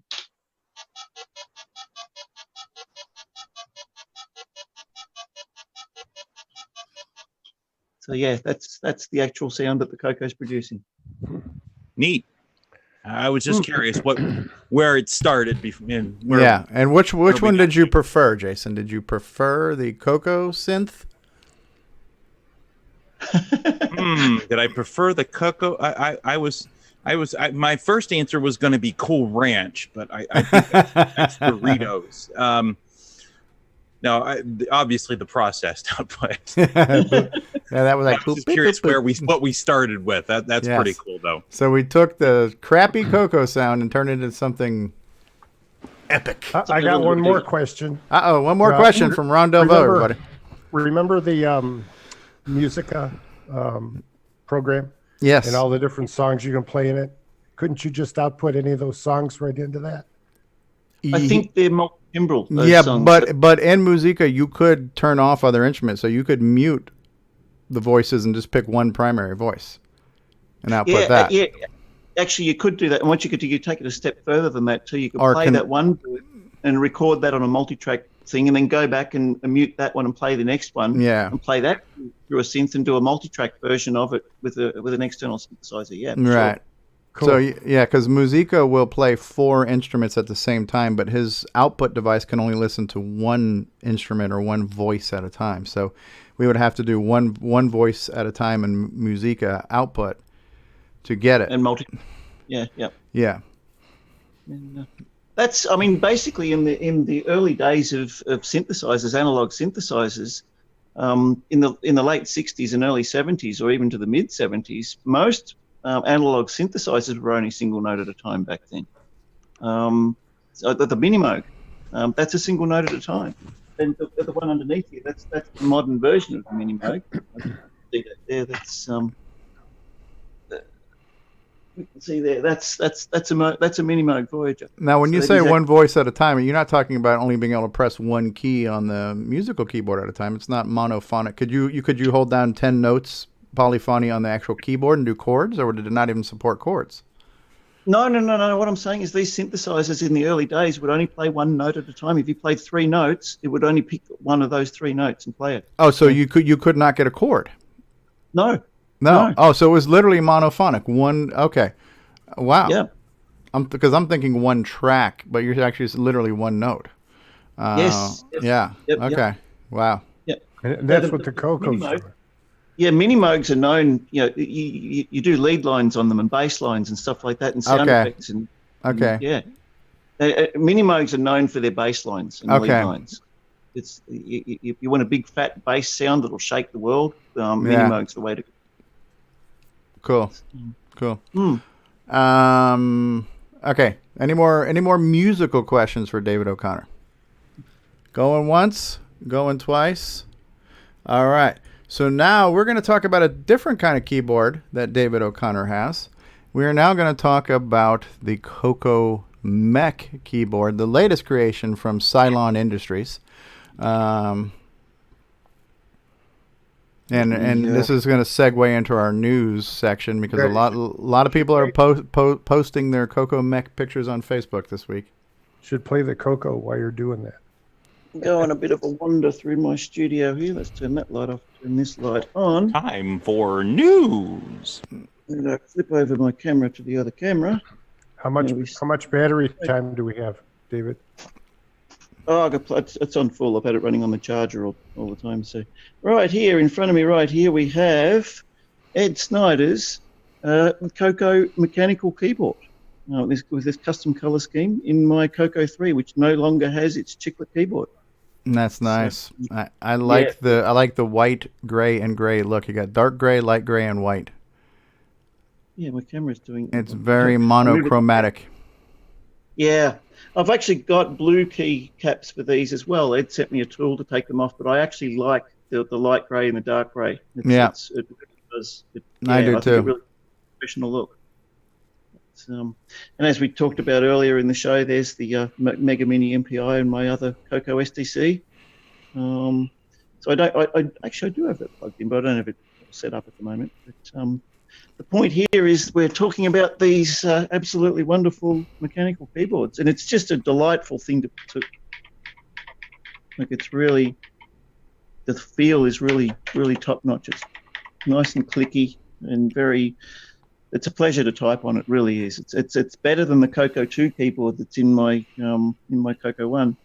It's significantly better. Big step up from it. We'll have to see what the coffee test does. The coffee.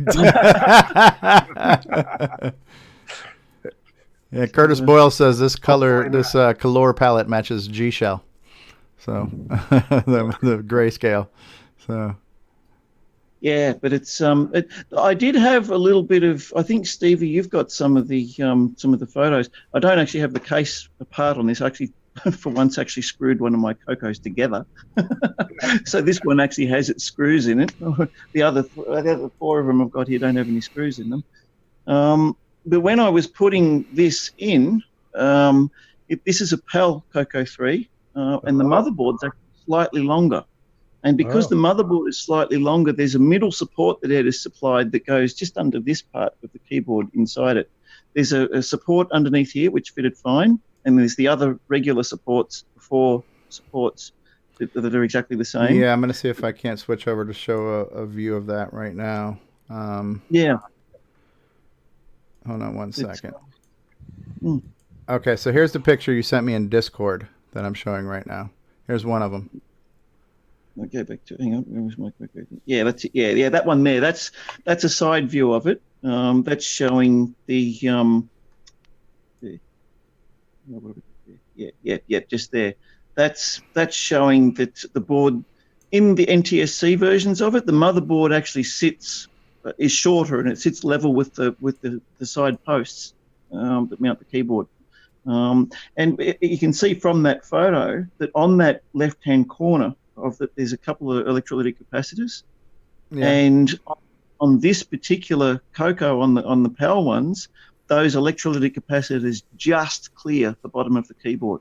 So what I've done, I've put a little piece of electrical tape over each one just to make sure that nothing is going to short out on them. But it does clear. They don't actually touch it, but they only just clear it. So what do you do for the top piece? it doesn't really need it. I've found that with the 4 supports on the sides and the one big support in the middle, which you can see there that one in the middle, the one at the bottom of the picture, bottom middle, that big long black piece, that's one of the main supports that Ed supplies. And that sticks on, and that holds the keyboard in place quite solidly. So by the time you've got the other 4 at the sides plus that one at the bottom, the keyboard is actually in very firmly. It's not going anywhere. So you don't have to put the black grommets on? No. Any rubber grommets or whatever that are on the edges of those supports need to be taken off before the keyboard's put in. Gotcha. Then it fits in nicely. So, okay. But it's in very, very solidly, and with the case screwed in together, holding it down, it's not going anywhere. It's solid. Very cool. Yeah, and the markings. I mean, the laser etching. You can see there. If I go closer, the markings on the things are just superb. Really, really. Ed's basically marked these with a laser, and he moves the keyboard one at a time to do it. It's quite an intensive process. Yeah. But. And you've intentionally left your break key blank, so there is nothing written on there. It's just your red key. Yeah, right? yeah. There is a lighter red that Ed's using now that he can actually etch the word break or whatever else you want on it. Mm-hmm. But yeah, this. I mean, it's pretty obvious. Red means stop or break. Yeah. So, Ed actually the first versions of it he did without etching the arrows on the arrow keys. Because the arrow keys are in an arrangement there that's pretty self-evident. Yeah. And that's an interesting look, but I actually prefer it with the arrows on them. Me too. Yeah. So if you really wanted to screw with people, you could just not print anything on the keys, and it's just like, dude, figure it out, right? So. The economy keyboard, it comes with a Sharpie. You could actually draw in your own letters and symbols.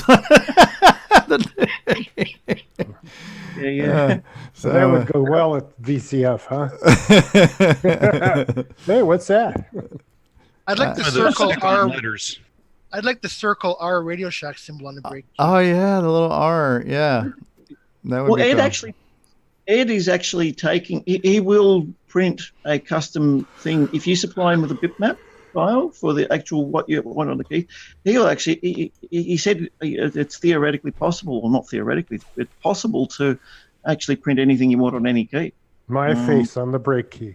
Bang, bang, bang. Yeah. Well, he did actually do one. You'll probably see it in the news segment coming up. But there's some photos that have been posted on the CoCo Facebook group of the break key with a Cylon on it, which is kind of appropriate for Ed. Yeah. We're being asked if the home keys have the nipples on them. The H and J. Yes. H and J. Yes, they do. Yes, they do. Nice. But you have to check that. But yeah, they do. Yeah. So the home keys do have nipples on them, Curtis. He's calling them pips, but I believe they're actually called nipples. Is there a line through the 7 and a line through the Z? The F and the J are the ones that are usually got the little mark underneath. I don't know if you can see that, but they're really close. But, move your finger out of the way so we can see it. Yeah, I'm just pointing. Oh, you're pointing to it. Yeah. It is kind of hard to see with the light, yeah. But they are there. I can assure you they are there. So just on those two keys on the F and the J. Okay. So there is no line through the Z, and there is no line through the 7. And there's no line through the 0 either. You probably can get them customized. Yeah. I did. Oh, yeah, no, there's not. Yeah. Yep. Yep. And they should write out the word Z on the Z key, too, just so you know that's the Z key.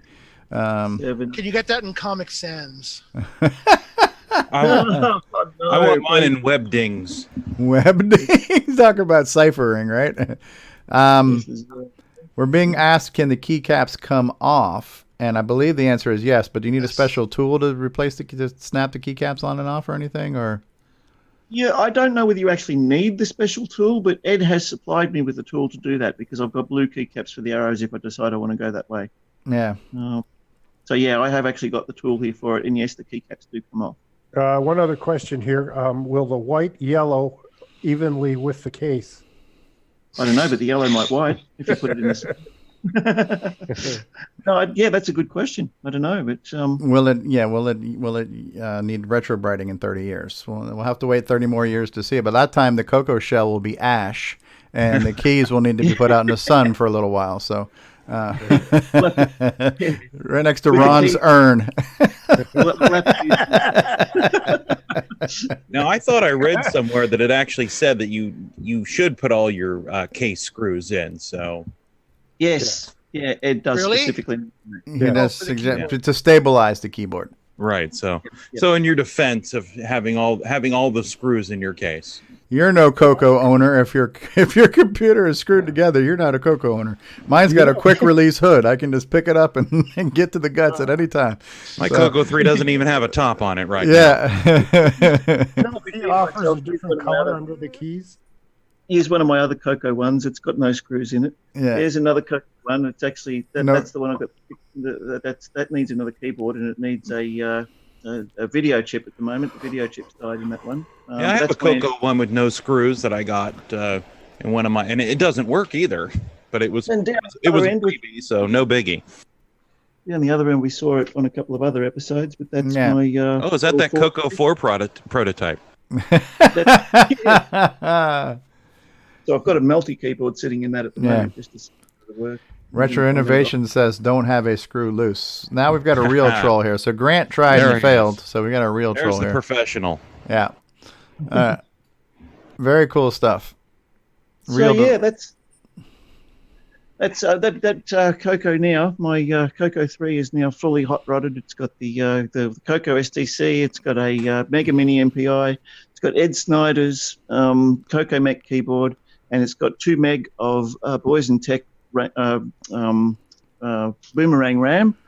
The only thing that's missing now, and it's going to be added shortly as soon as Ed releases, is the Gimme X. Yeah. So there is a question from Ryan Winter. Are there adapters to convert the CoCo Mylar connection to USB or PS2? And that answer is yes. I'll switch to my camera real quick just to show you. I don't know how mass-produced this project is, but do I have... so what I have here is I bought this from Chris Hawks at CoCo Fest, but it basically is a ribbon cable that will accept your CoCo Mylar connection. Let me see if I can find this. Wow, I never thought I'd have such a hard time reaching into a bag in my life. I have receipts and crap inside the bag. So yeah, it kind of looks like this. So this is where you would plug in your CoCo Mylar connection, your keyboard connection, and then the output from this actually outputs to a kind of a micro USB. And so this would convert a physical CoCo keyboard into a USB keyboard that you could use on a Raspberry Pi or emulator.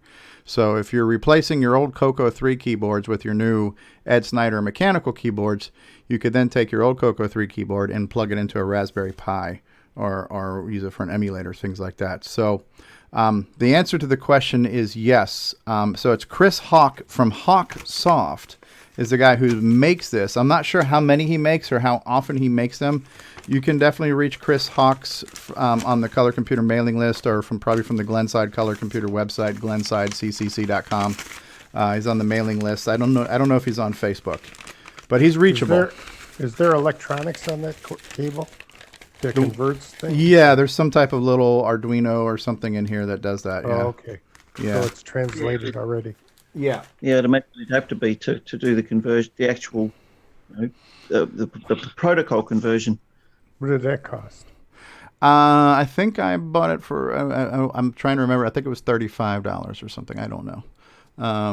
But it's something that he has made in the past. And just so you guys know too, so Chris Hawks is the first one to kind of come up with the genesis of what we now call the CoCo Pi project. So Chris Hawks was one of the first people to have a Raspberry Pi running a CoCo emulator. And for many years at CoCo Fest, he's been running a demo where he's got a CoCo 3 case with the Raspberry Pi inside, and it's actually got the CoCo 3 keyboard on it. So it looks like you're using a CoCo 3, but it's actually running a Raspberry Pi. So that was the genesis for the project that Ron Klein has just kind of been taking and refining. Oh.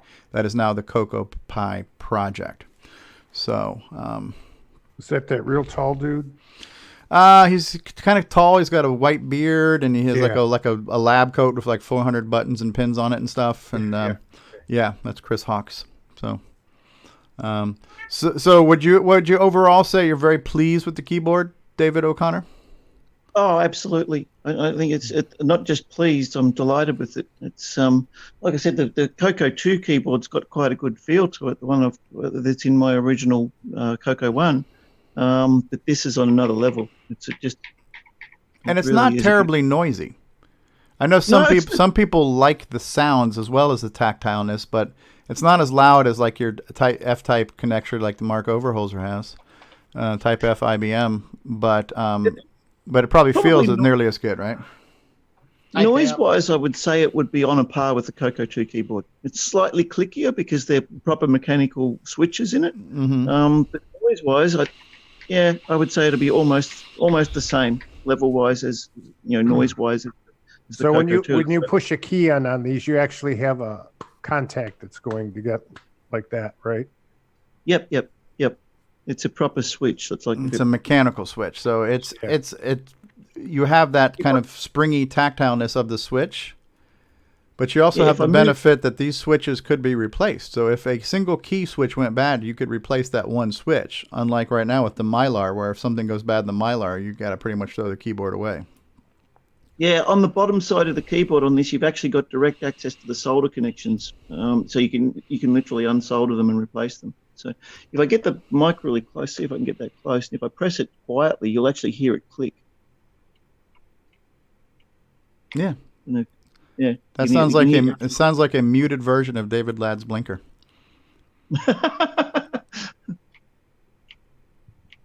Yeah. It does. For those of you who had the pleasure of hearing David Ladd's blinker on Zoom or Discord, you know what we're talking about. David Ladd and his turn signal orchestra. Yeah, that's a beauty of a look in the CoCo there, especially for a little LED mod on there too. So you've got your little power light on the side. Yes, they're all right there. And the only other thing I need to do is, and I'm onto this, Carlos Camacho is doing the badges. Yeah. So to get a 2048K double badge go in there. Yeah, and Mike Rowan and Cloud9 are also selling a badge similar to yours, which is the metal kind of embossed or engraved one. So there are the original kind of Tandy metal style ones that you can get from Mike Rowan or Cloud9, but then there's also the ones that Carlos is making, which are more like the dome covered badges that were on the CoCo ones, like that wide rectangular, almost like space bar looking badge that was either left or center on the CoCo 1. He's got those for the CoCo 3, so it's kind of the clear dome top badge. So I'm sure different people will have different preferences, but there are a few choices there when it comes to those badges. So, yeah. And Carlos is doing it with the memory allocations. He's doing any of the memory allocations for the CoCo 3 as well, and also the 2 meg one. He does in ones that say 2 megabytes or they say 2048K. Yeah. I personally prefer the 2048K one. I think it's like people with little children. How old is your little child?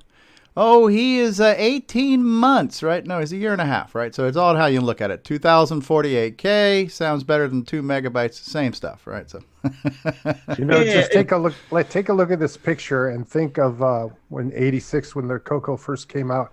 If somebody from the future came back and said, "Look at this," you're going, "Wow!" You would just flip out. It's only going to take 40 years, but this computer will get a good keyboard. Hang in there. And multi-pack and SDC.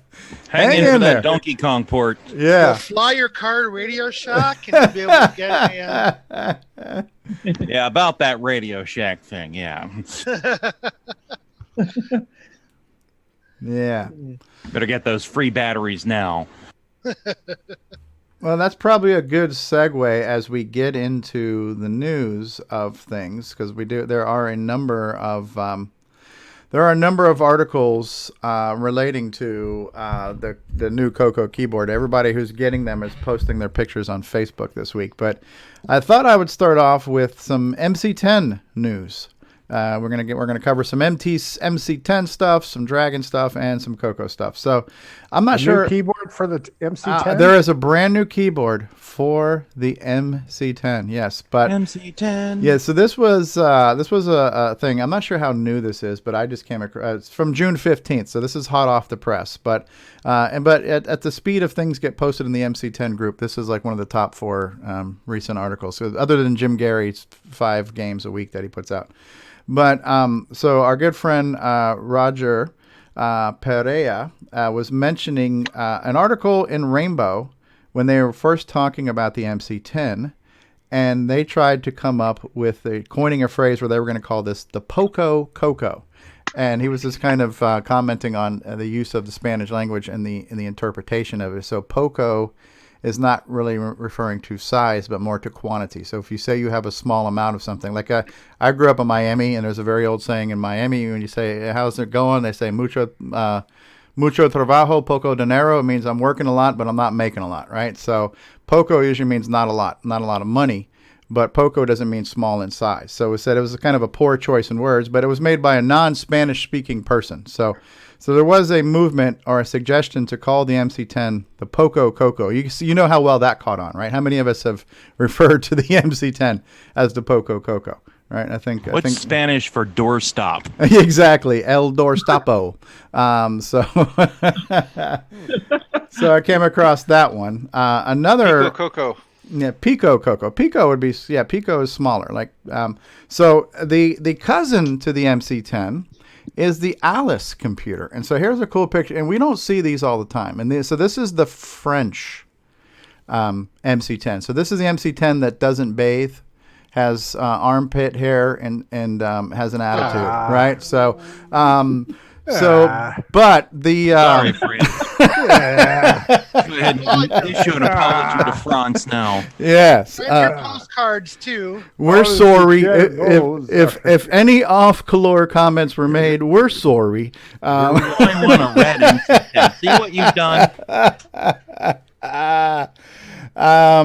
So what are we doing here? So next article. We're no longer spotlighted there on David. So yeah, we had David's face right and center. So so this is kind of cool, right? And I don't know the actual how it happened, what the transition was, how we got to the Alice. I don't know if Tandy, when they got rid of the MC10, if they sold the designs to the company who made Alice.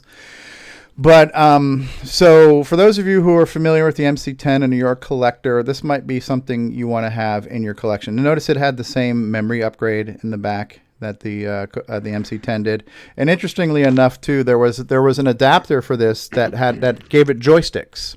I think John Linville had posted he had gotten that. I think John Linville has collected one of these, and the joystick adapter would plug into the memory port to give you joystick ports, but it didn't give you any memory. So you had to give up the memory to get the joysticks. But so these are kind of crown jewels of the MC10 collectors, I would assume. And honestly, I wouldn't mind having one. If I came across one, I would get it if it was reasonably priced. I don't think I would spend $100, but I would spend maybe up to $100 to get one if I saw one myself. But whatever. You guys familiar with these? Anybody seen them? Anybody familiar with the Alice line of machines? Yes. I've just seen them online, and it's just like I have the MC10. It's like, but I always go for the red one and stuff. So now I want the red one.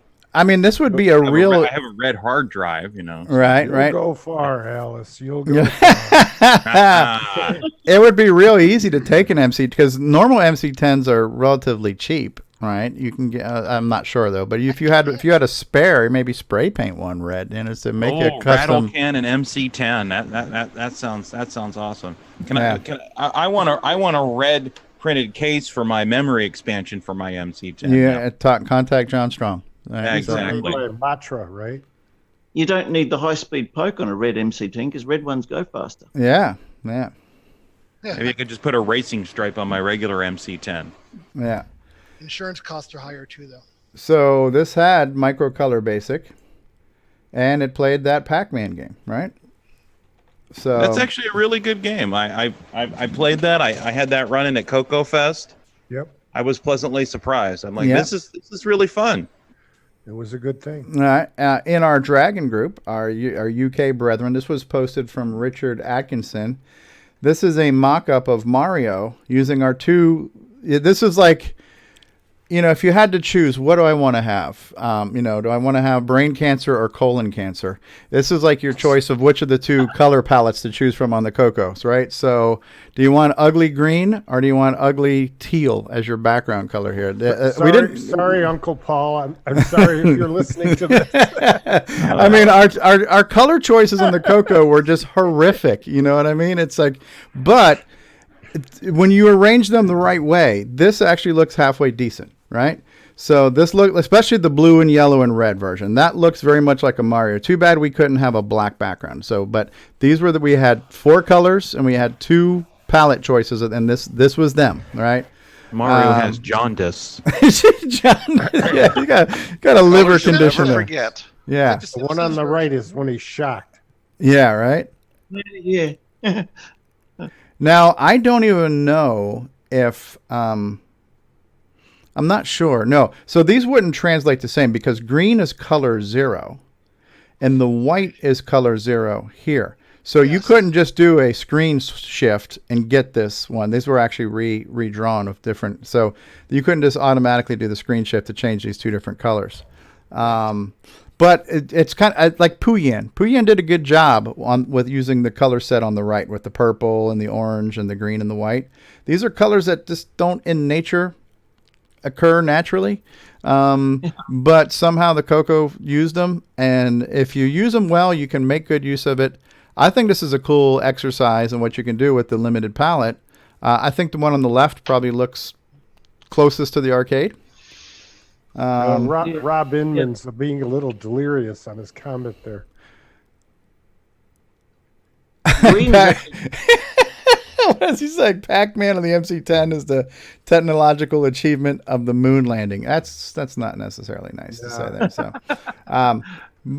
so a cool picture, right? So this gives you some ideas. And actually, as Mark Overholser was mentioning at the top of the show, Mario as Puyen looks fine. Matchy says, Mark, where was I going with this? I don't even remember. Oh, the game that we were playing at a VCF West. So Steve Bamford's game on a green background, it still worked well, and people saw it and recognized it as a Mario type game. So depending on how you use the colors, you can work with the green background. It's just not a normal background most people would use for anything that wasn't a sports game. Usually you think green for grass, but unfortunately green was our 0 color. Our background color was green, and that's what we had to work with. But cool little mock-up on something to do there. Green is color 1, by the way, not 0. 0 is black. Well, no, in the 4-color mode, it's color 0. Yeah. Oh, sorry. Sorry. Yeah. Yep, you're right. My apologies. Yeah, no, that's fine. Yep. Chris Poacher posted a picture in the Dragon group. So Microdeal was like the big company, right, for the Dragon, I gather, right? Almost everything was rebranded as sold through Microdeal. And so here's a picture of him getting his... now, here, the Dragon MMC, I'm not super familiar with this. This is kind of like the CoCo SDC for the Dragon, right? But I think it also does cassette files as well as disk images. I kind of sort of know enough to be dangerous. Who else knows about the Dragon MMC? Anyone? MM stands for Mamma Mia. Mamma Mia. Which is very British, yes. Yes, yeah. But obviously you can see there's an SD card here, and he's loading something off the SD card. Now, I don't know if he's loading this as a disk image or a cassette image. But that's a cool picture, right? So he's loading up some stuff on the Dragon. So I'm assuming this is similar to the CoCo SDC, but not exactly the same, right? So I kind of pulled up that picture. I thought that was kind of cool looking. I'm actually interested in this because I do have a Dragon, and one of these days I'm going to unbox it, and I'd like to know what to do with it. So cool stuff. We can put CoCo cartridges in it. Yeah, I think you possibly can. Here's another one here too. So this is a crossover.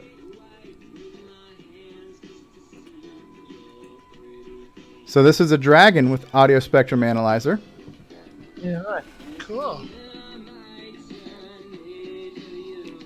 And the music's actually coming off of a cassette. So very analog. How do you run a Dragon in North America? Oh well, this is the Dragon group. These guys are in UK. No, you have a dragon. You said. Though, Yeah, I right? have a Tano Dragon, which is the U.S. version of it. Oh, there's. I He didn't know has it was the US. Radio Shack sticker on there. Oh, okay. He did, yeah. Let's go back to that. How do I go back to that? That was kind of a hybrid picture. You Yeah, he's got. for the music. I don't know. Ask me if I care. It's a more important question. Do you care?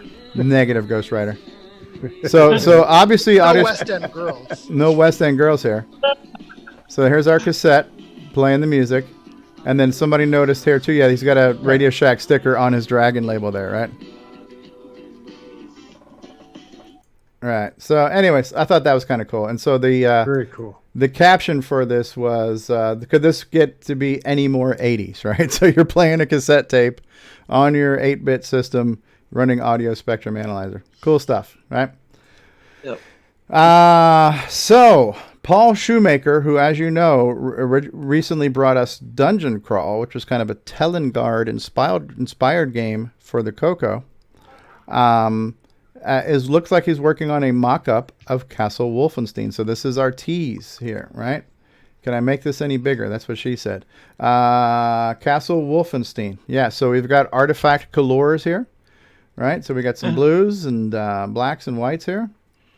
And that looks good. I don't know if right now if this is just strictly a mock-up of the title screen, if he's begun any pre-production of the program or not.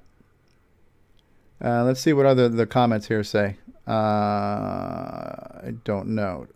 What do you do? I was asking. I don't know. This is going to require me to read. I don't feel like reading right now. But anyways, you're going to see here. There's a picture of this, and this looks cool. So if this is a tease of what's to come, if we get an original, because Castle Wolfenstein, I think debuted on the Atari, and it was wasn't it like a top-down game, Mark Overholser, where you're looking down at things? Actually, the Apple was on the Atari. I mean, I meant to say Apple. Yes. So yeah, it debuted on the Apple II. And it was kind of 2D top down. You move from room to room type game before it became Wolfenstein 3D and everything else. So, actually, the guys who did that were big fans. Three of the four programmers that did Wolfenstein 3D were Apple programmers, and so that's the game they liked, and so they wanted to do a modern version of it. An homage. Huh? Yeah, exactly. Yeah. So speaking of badges, we don't need no stinking badges. So this is Eric Canales of the Glenside Color Computer Club, all around nice guy. So he's actually got two different badges here. He's got, as we mentioned, this is the Carlos Camacho version of the badge. This has got the clear dome top. I still think it's a metal badge underneath there, but it's got the glossy overcoat. So there's one that says 2 megabytes or 2 MBs, and there's one that says 2048K. So depending on how you want to tell the world what's under the hood, what's in your wallet on your CoCo 3, here are your choices here. And it looks cool. What do you guys think? Do you guys like the glossy dome type badge, or do you guys like the flat metal plate badge? Yeah. I like it himself, personally. What's that? I heard David. What were you saying? So I like the glossy one, the CoCo 1 style one, personally. Yeah, it is preference. What do you like, Ron Delvo? Yes. You like them both? Yes. Okay. I think I'm a little particular to the metal one, just because it looks more like the factory stock one. But if I was to get a badge for a CoCo 1, I would want it to look like the CoCo 1. After you put your new MPI on and your new keyboard, you can freaking do a different kind of label, right? Yeah, might as well. It look nothing like them. Right, it's basically like a custom car at this point, right? You've changed your grille and your headlights and your tail lights and your running lights and everything else, right? Yeah. What was I going to say? I don't remember. It is kind of preference, but the nice thing too is, as we'll see in the next picture, I think Carlos has pictures of the various badges that he offers. So there are badges that he offers that never existed. Just like there was never a badge that Tandy offered that said 512K for the 512K CoCo. And there was never a badge for 2 megs, obviously, because Tandy didn't make a 2 meg board. I don't think there was a 64K badge like this, right? And I'm not sure that there was an official 64K square memory badge. I know there was like the 16K, the 8K, the 32K. Remember the square badges that went in the corner of the silver CoCos? And they did away with those badges after a while. Right here. Yeah, I don't know if there was ever an official CoCo 64K badge, but I know there were 64K badges from the Model 3s and Model 4 TRS-80 lines that are floating around eBay and stuff that are the same size, but I don't know that they made one for the CoCo. But I think Carlos has those. So Carlos has got Color Computer 2, and these ones say Radio Shack TRS-80. But I think he's got some of the square ones too. I thought they were in these pictures. But you can kind of see from the different angles here, they're kind of got the kind of clear domey thing on top of them, right? So he does actually, yeah, he does have the square badges too. That was one of the first things he was working on. Yeah. The Tandy did actually make a 64K square badge, but I don't think they made it for the CoCo 1. I actually do have one here. Yeah, but yeah, I think that was probably for a Model 3 or 4. It was, and I've got one here. But technically, it would have fit. It's the same size. Yeah, and it's got the glossy bubble coat over the top of it as well. I've got one here in a brand new packet that hasn't been opened yet. Ah, neat. So this is some picture of Carlos's badge. So Carlos's badges can be released from the colorcomputerstore.com, I think. Nick Marionettes says he thinks there was a 64K badge, and maybe there was one in Australia. I don't know if there's one in the U.S., but I'm not sure. And in a way, it kind of doesn't matter because there's only a few sources you can get new badges from now. And so Carlos Camacho and the Color Computer Store is one source, and I believe Mike Rowan is another source for badges. So here we go. This week, there were a lot of people posting pictures of their CoCo Mech keyboards. So this is one from Rob Heil. And he's got a similar color set to what you have, David O'Connor. And it looks like he's got the Cylon on his brake key. He's actually got, and that from this distance, it looks like Bender from Futurama. It's kind of hard to tell. But yeah, and I like the dark key. Well, his is actually not exactly the same because he's got some dark keys. He's got like 3 different shades here.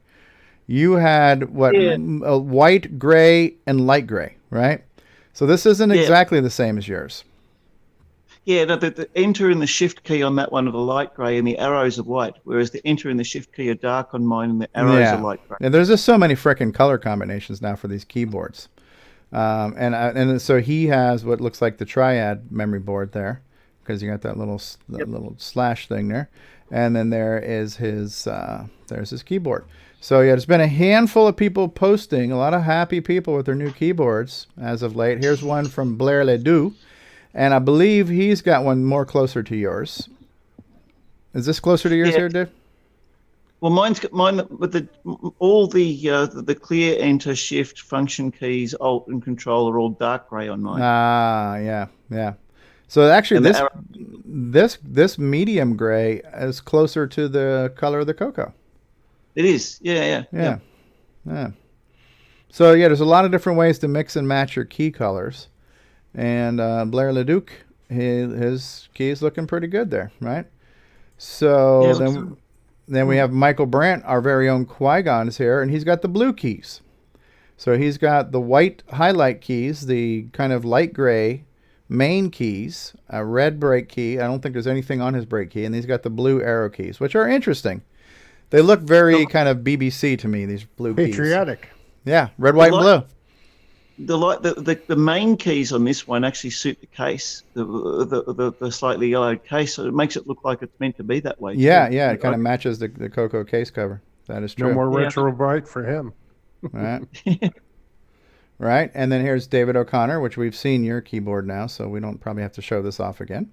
That was yours. There is one shot you haven't seen. I've put that keyboard in my CoCo 1 there. If you go to the right top. Yes. Yeah, I just sat it inside the CoCo 1 to see how it looked. I think it looks great. Yeah. Hey, Sean Ernst is out there. Hey, Sean. Yeah, that does look good in a CoCo 1. That bright white now, the contrast off of the kind of dark with the black and silver here, that really pops. Those keys pop now on that. So that is kind of cool. Hmm. Yeah, that is cool. Well, there's going to be a lot of extra keyboards floating around now, huh? All right. That is true. Right. So here, Paul Shoemaker posted something saying, something about the sound of a dot matrix printer puts a smile on my face. So we're going to hear this. CoCo serial to parallel interface. Here's the printer. Tandy DMP 125. Couldn't tell. The shadow was blocking it.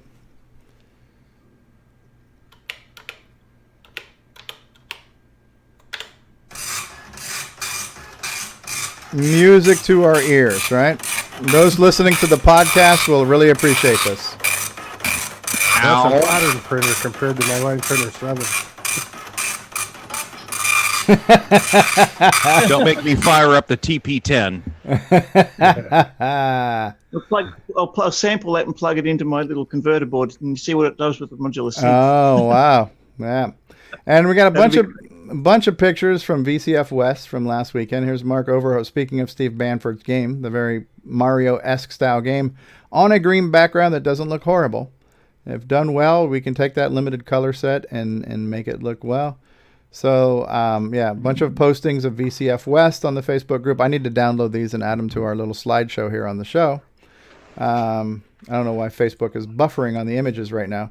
So here's another picture here. Here is, that looks like Rob Inman behind part of our display. When I say our display, their display that they set up last week. You can see here all the signs. Stock keyboard. Was there a CoCo mech on display at VCF West? I don't remember.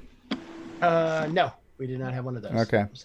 So very nice display showing your colors. Another from the VCF West showing off Chet Simpson's Digger 3 on the CoCo 3. Nice hardware scrolling, smooth scrolling, cool game. And then we've got a handful of YouTube videos. So Jim Gerrie, never to disappoint, releasing more and more products for the MC10. This looks like a Breakout style game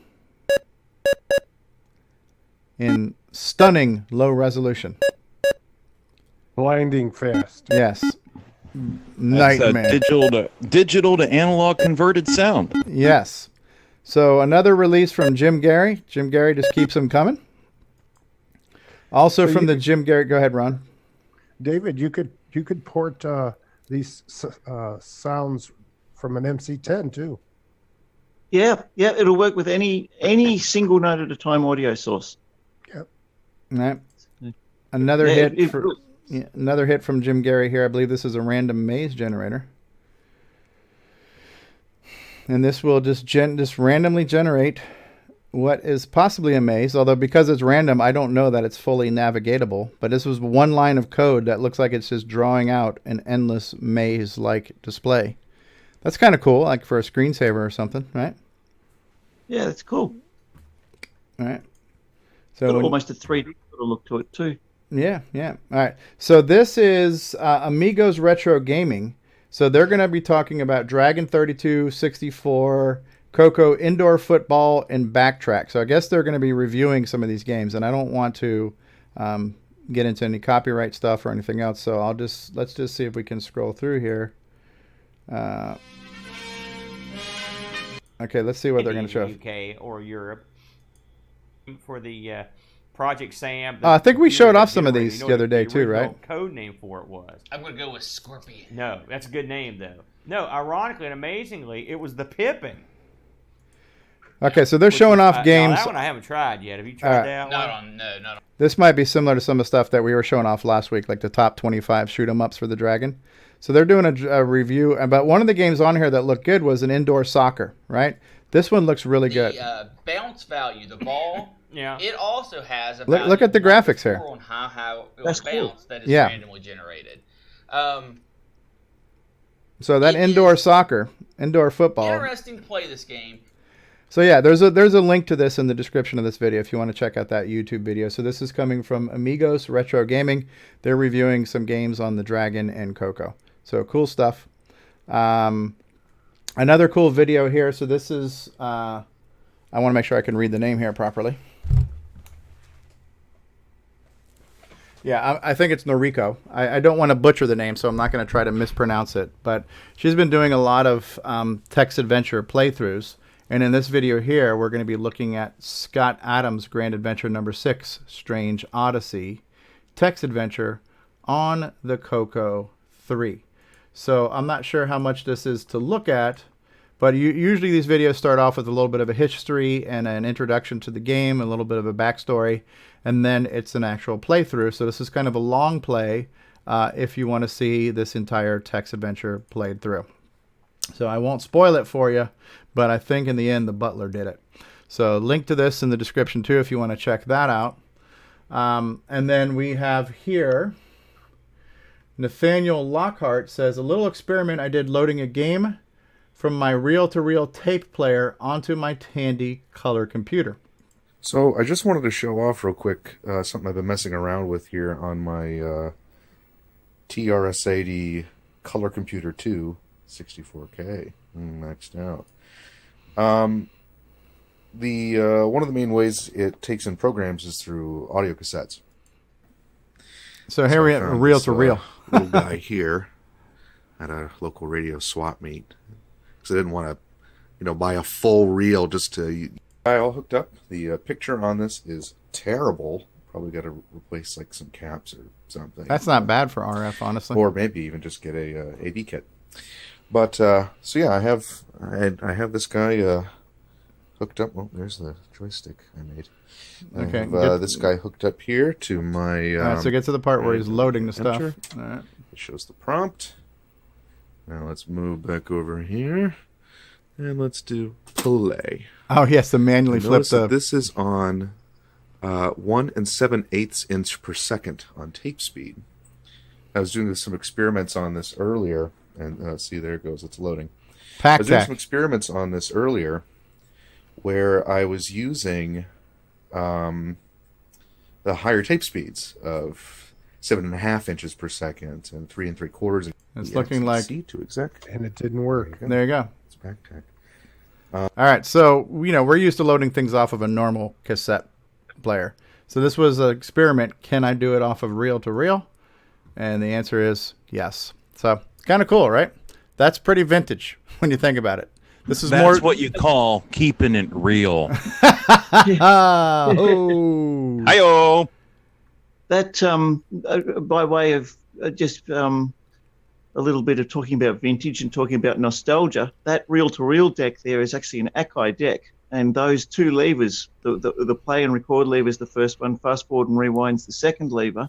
The very first reel-to-reel that I ever used in the early 80s when I was getting right into analog synthesizers and had the Juno 106, the Juno 6, was the predecessor to that reel-to-reel. It was an Akai 4000 DS, and it had exactly the same levers and yeah, so when I spotted that on there, that brought back fond memories, and I actually posted a comment on his thing on Facebook there about it. Okay. Oh, that's YouTube. Yeah, so. Yeah, that's neat, right? Reel-to-reel. Yeah, very cool deck. That did. Yeah, Ben Drake says this is reel-to-reel cool. Yes. So, by the way, for those of you not aware, we're doing a CoCo Controls Moog today on CoCoTALK, if anybody's interested in tuning in for that later on. So that was that event I created. Here's your pictures. Now, there was something else in Discord I need to pull up, which was Matchy's, a little visual of Matchy's program that he's working on. Where did it go? Where did it go? Here we go. So this is something that Matchy's working on in the CoCo. And this reminds me of that game. I was mentioning that it'd be cool to have this game I saw on the smartphone where everybody's got the games where you're falling. So you got the downfall and the far fall and the waterfall. A lot of falling games, but there's a smartphone game where you have to actually go up. And this looks like a CoCo version of that style game, the never-ending jump-up game. This looks like this is in a pretty cool semi-graphics mode. And we can see from the speeds here, it's pretty quick. And it looks very pixely. So it looks very, retro graded 8-bit-ish pixel arty. And obviously with this mode here, you have more colors than those two horrific screens we looked at before with the 2 shades of Mario, right? So this is a 9-color mode, or in the right hands, this could be an 11-color mode if you're using the orange palettes on top of that, right? Doodle Jump Clone. Yeah, is what Matchy's saying. Yeah. So that was what the game is called, is Doodle Jump. I didn't even remember the name of the game. I just remember seeing it, and I thought it was cool because everybody's got games where you go down. I like the idea of going up, and then if you miss, you fall.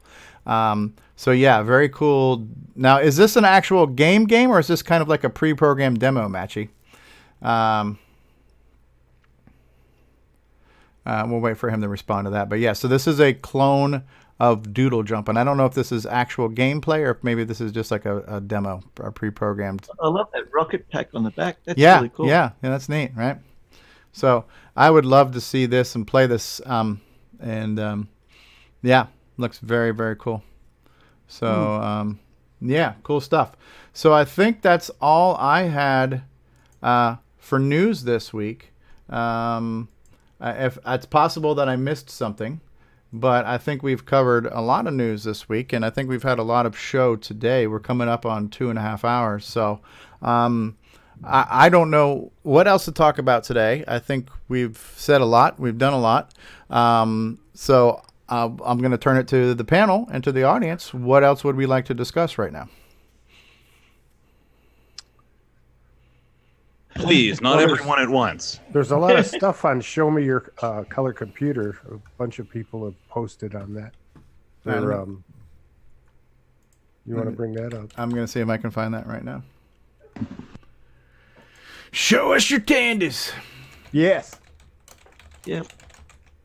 Show us, and that is the actual name of the group, ladies and gentlemen. Let me switch back over here to news real quick. So the group is called Show Us Your Tandy Color Computer, and it is created by none other than Ron Delvaux. This is one of about 1,900 different Facebook groups that Ron has created. I could show you my Tandy Color Computer here. It's, yes, it's topless, and it's beautiful. All right, so we've seen some of these David O'Connor pictures. We've just seen the picture of Wolfenstein. And here's a picture of Brian Weasler showing off some bins that you can buy if you want to store CoCo. So this is a Sterilite. Sterilite Starbright. We've got CoCo Tetris going on there with CoCos. No, so that's the container you want to get when you go to the home improvement store for any CoCo enthusiast, or as I've been called, hoarder. Right, here's Ron Delvaux showing off. What are we looking at here? That's not you? That's not me. Okay. Scott Carter's Retro Corner. Right. Okay, I see. Look at how organized. Yeah. Puts me to shame. A bunch of CoCo 2s and 3s on the side. Yeah, on the model. right. Yeah, it's a TRS-80. I don't know what this one here is. It looks like a freaking cash register. I'm not sure what the hell that is. I don't know if that's a Brazilian clone or something, for all I know. Maybe. And a Model 3 next to it. Yeah. The looks of it. So yeah, this is there's David's keyboard pictures. Here is Chris Poacher posting some of his pictures. He's the Dragon guy in the Dragon group. So he's got a CoCo and a cassette and some cartridges next to a Dragon and a cassette. So, yeah, Terry Steen. Terry Steen is here. That's Dungeons from Kieran Anscombe. Oh yeah, Kieran Anscombe's Dungeons. I have the cassette of that. That's cool. Very nice. Chris Poacher, by the way, too. He's well, I think we were talking about what keyboards I've got here that actually run off the 6809 CPU, and my Ensoniq Mirage runs off a CPU, a 6809 CPU. That Ensoniq Mirage has also got a floppy emulator kit in it, which has got a USB stick, which has got all the floppy drives on it, and that was supplied by Chris Poacher. Ah, cool. Yeah, I know he's an analog synth guy too, right? So. Yep. And so this is a picture of a vehicle that Alan Huffman had at one point in time in history, where he actually had a bumper sticker that says, "I love my MM1." Right? So you get points with us. I'm not sure how many points you get with the ladies for having a bumper sticker like that, but you definitely get points with us, right, for having that, for whatever that's worth. And that stood for Multimedia One. Is that what it was? Mm-hmm. All right. So yeah, so that's another Facebook group. If you can't see enough CoCo on Facebook, you can check out Ron's Garage on Facebook. You can check out Show Us Your Tandy Color Computer on Facebook. Here's another one that Alan Huffman had on a storage bin. I love my CoCo.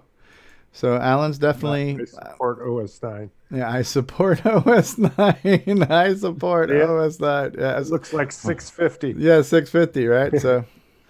Well, the first step is always admitting that you have a problem. All right, here's Ron Delvaux showing off his planetarium program on. Oh, there's one on the Tandy and one on the CoCo. Yeah, and I converted it to black and white to make it look old, and someone said on there that it looks like an ad for Radio Shack. Yeah, it kind of does. Because of the perspective. It looks like a Camera vintage computer ad. Yeah. Yeah, I agree. So yeah, lots of stuff on the Show Us Your Tandy Color Computer page there. So check that out. If you're not a member, ask nicely, and maybe Ron Delvaux will let you join and post your pictures. Show us your tandies, and you get some beads. When you show us your tandies, you get beads. Right? So. David, you had another question from Richard Atkinson. It says, does the Ensoniq ESQ1 run a 6809? Or do you know? I think that ran a 68,000 from memory. I think they changed. I think it was only the Mirage that ran the 6809. I might be wrong there, but I'm fairly sure that's the case. All right. Well, what else, guys? Well, I think we should recap.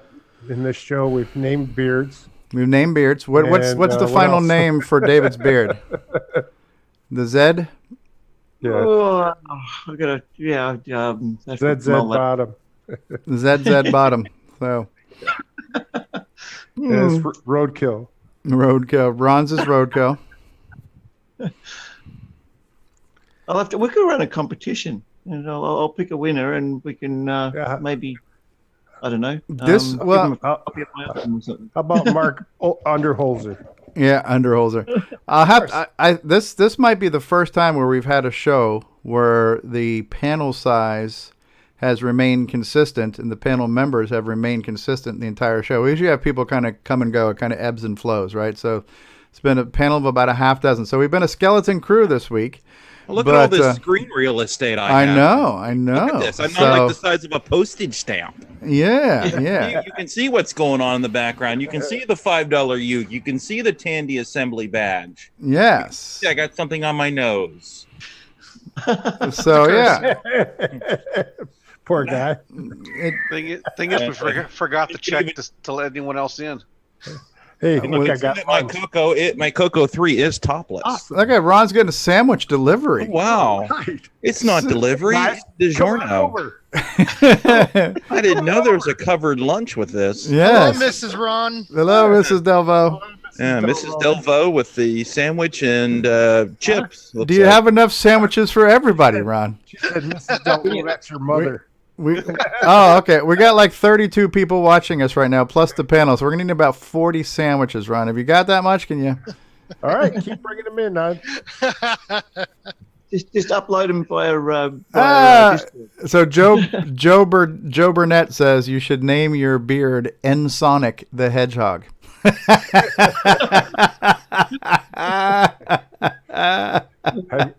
I end up with a rash on my chest. If you're experiencing a burning sensation, please consult your physician. So cool. Have we beat this one to death? Have we? I have to eat. Ron has to eat. Okay. Usually Ron has to pee.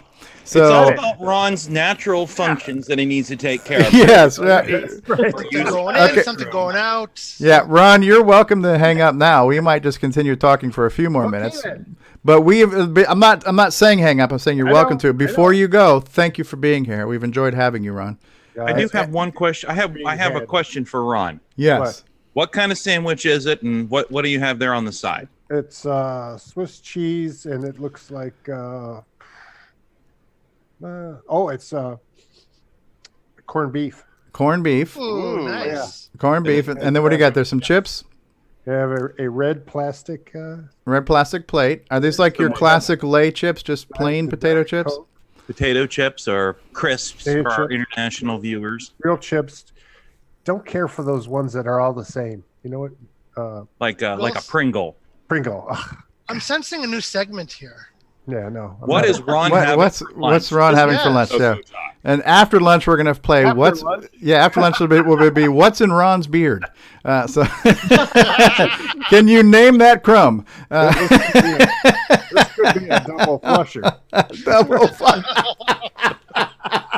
Okay, well, Ron, it's been nice having you on. Oh, good night. Check, please. Waiter. Take care, Ronnie. All right. So, parting thoughts, closing comments, anything else? Mark D. Overholser, any parting thoughts? Glad to be here like usual, and it was a good, fun weekend last weekend, and it's been good as usual. Glad to see everybody. Yes. Well, Ron, we can't thank you, Ron. Mark Overholser, we can't thank you enough for being part of our CoCo consortium last week at VCF West and flying the CoCo colors and doing our system and our community proud. So thank you very much for doing that. Thank you. And Jason, the CoCo Man Reichard, will be attending Tandy Assembly. Will there be any new products you'll be unveiling? We'll see. If I do, they'll probably be at VCF Midwest also. Okay. Well, I'm doing both. I'm doing the double. Double dipping. Double down. Double down. And don't forget, Nightmare Highway, 20% off. I believe Nightmare Highway.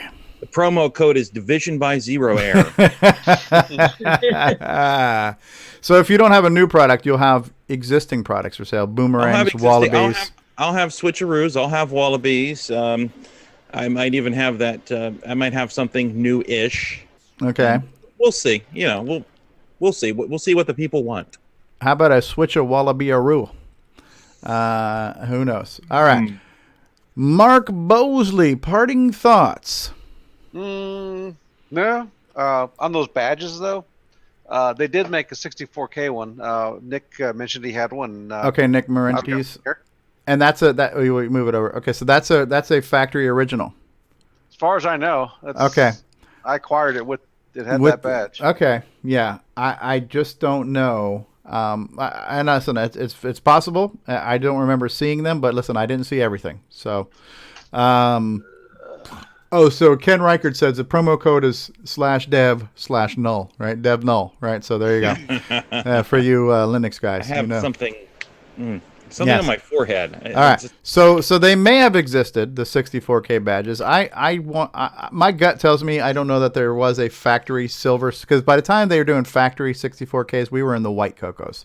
So I don't know that there was but maybe when you bought an upgrade, they had some of the badges that came with an upgrade. I don't ever remember seeing a stock new in box 64K silver CoCo. But those badges may have still existed. So, and obviously they existed in some form because Mark's got one. David O'Connor, thank you for showing off us all kinds of keyboards, CoCo keyboards and musical keyboards and CoCo's controlling keyboards. It was a treat for the ears and the eyes. Thank you, sir.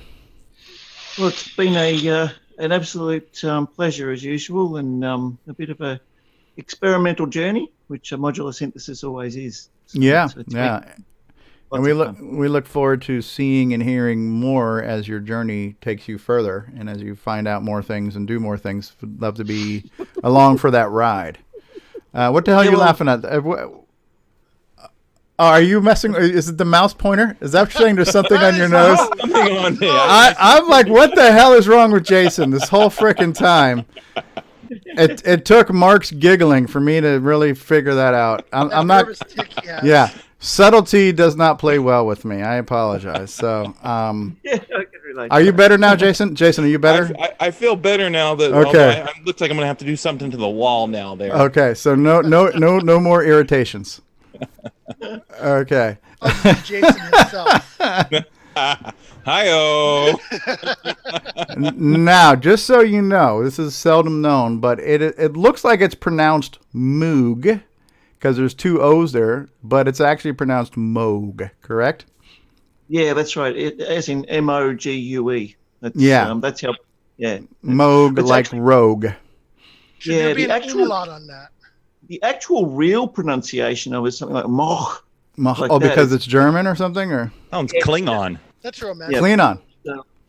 Bob Moog actually spoke about it himself, about the proper pronunciation, but he said most people pronounce it Moog, which is actually technically incorrect, but it didn't worry him at the time. But he said if you really want to pronounce it the way his family pronounces it, it's pronounced Moog. Okay. Yeah. Oh, like Larry and Moe and they're somewhere in the Carolinas, I think, North or South Carolina, because a guy who used to work for me, I managed him. He ended up getting a job there, and I had to be kind of like one of his references. So I on 2 different occasions, I was on the phone with people from the Moog plant somewhere in one of the Carolinas vouching for this guy. So that's my connection to Moog. Is that I have a friend of mine who I used to work with that I have vouched for twice. When he got his job and when he got his promotion, I was a character reference for him on 2 occasions. So Dutch is what Richard Atkinson says. Yeah, right. He's right. That's correct. Okay, Yep. soft G, Moog. All right. Yep. So anywho, we're going to pronounce it as we do. But thank you, David O'Connor. As always, it is a delight and a treat to have you and your talents that you share with us and the world. And speaking of talents that are shared with the world, Nick Marotta, thank you as well for your many talents. Very much. And thank you for not sharing them with us this week. So, By the way, so nice to hang out with my friends. Really is. Boy. With friends like this, who needs enemas? All right. So we are going to play the outro. So if you have any last words to say, think about them, and then we're gonna do our outro. If I can find my outro in my, I have so many scenes now. I have so many scenes. Here's my outro. Actually, before I'm gonna segue into the outro with a little Nick Marionettes clip here, and then we're gonna do our outro, and then I'll be back for final thoughts. Nick Marionettes on electricity. Crikey! Electricity's a fad. The biggest market is with open flame. Brought to you by Nitrous 9, Ease of Use Edition. Hashtag OS9 Forever. This concludes another episode of CoCoTALK, the world's leading live talk show featuring the Tandy Color Computer. For all things CoCoTALK, visit us on the web at CoCoTalk.live. We'd love to hear from you. Send feedback, suggestions, even segments via email to CoCoTalk at CoCoTalk.live. CoCoTALK is rocking the 8-bit world, keeping the Tandy flame alive. We may be mocked, but we'll never stop, 'cause CoCoTALK is rocking the 8-bit world.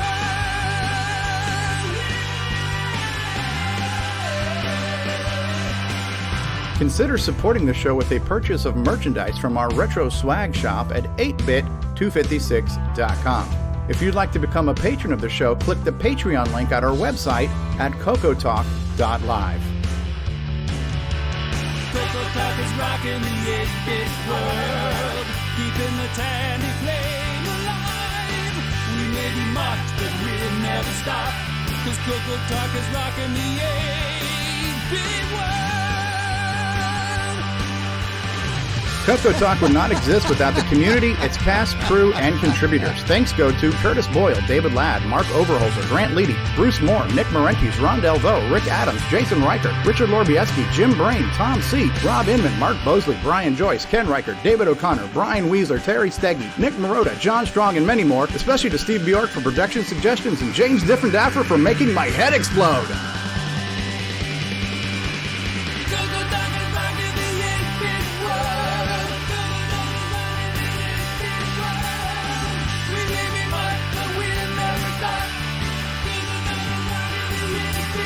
Please help support the CoCo community by visiting some of its various contributors. A list of resources is available at imacoconut.com. That's IMACOCONUT.com. The CoCoTALK theme song is copyright 2008 by D. Bruce Moore and Greg Sheeler.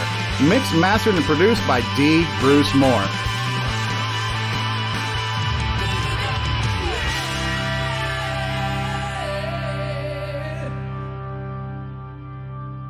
CoCoTALK is an unscripted. There we go. Name so nice, we must say it thrice. There's Jason and his MC10. And we just got visited by Jim Brain from Retro Innovations. His parting thoughts were, like the relief one feels leaving the porcelain throne after a visit to the all-day flaming burrito bar, it's the end of CoCoTALK. All right, no truer words have ever been spoken. And he says, now I'm going to walk back under the bridge. All right. So it's pretty fiery. he is prolific. If only his products had the same level of quality of his trolling, he might have a career at that. So that's it, guys. Final thoughts. Speaking of burn, Larry, Moog, and Curly. All right, I'm going to press the button on the live video stream. Say goodbye, live video stream. Bye, live video stream. All right, I'm stopping the stream.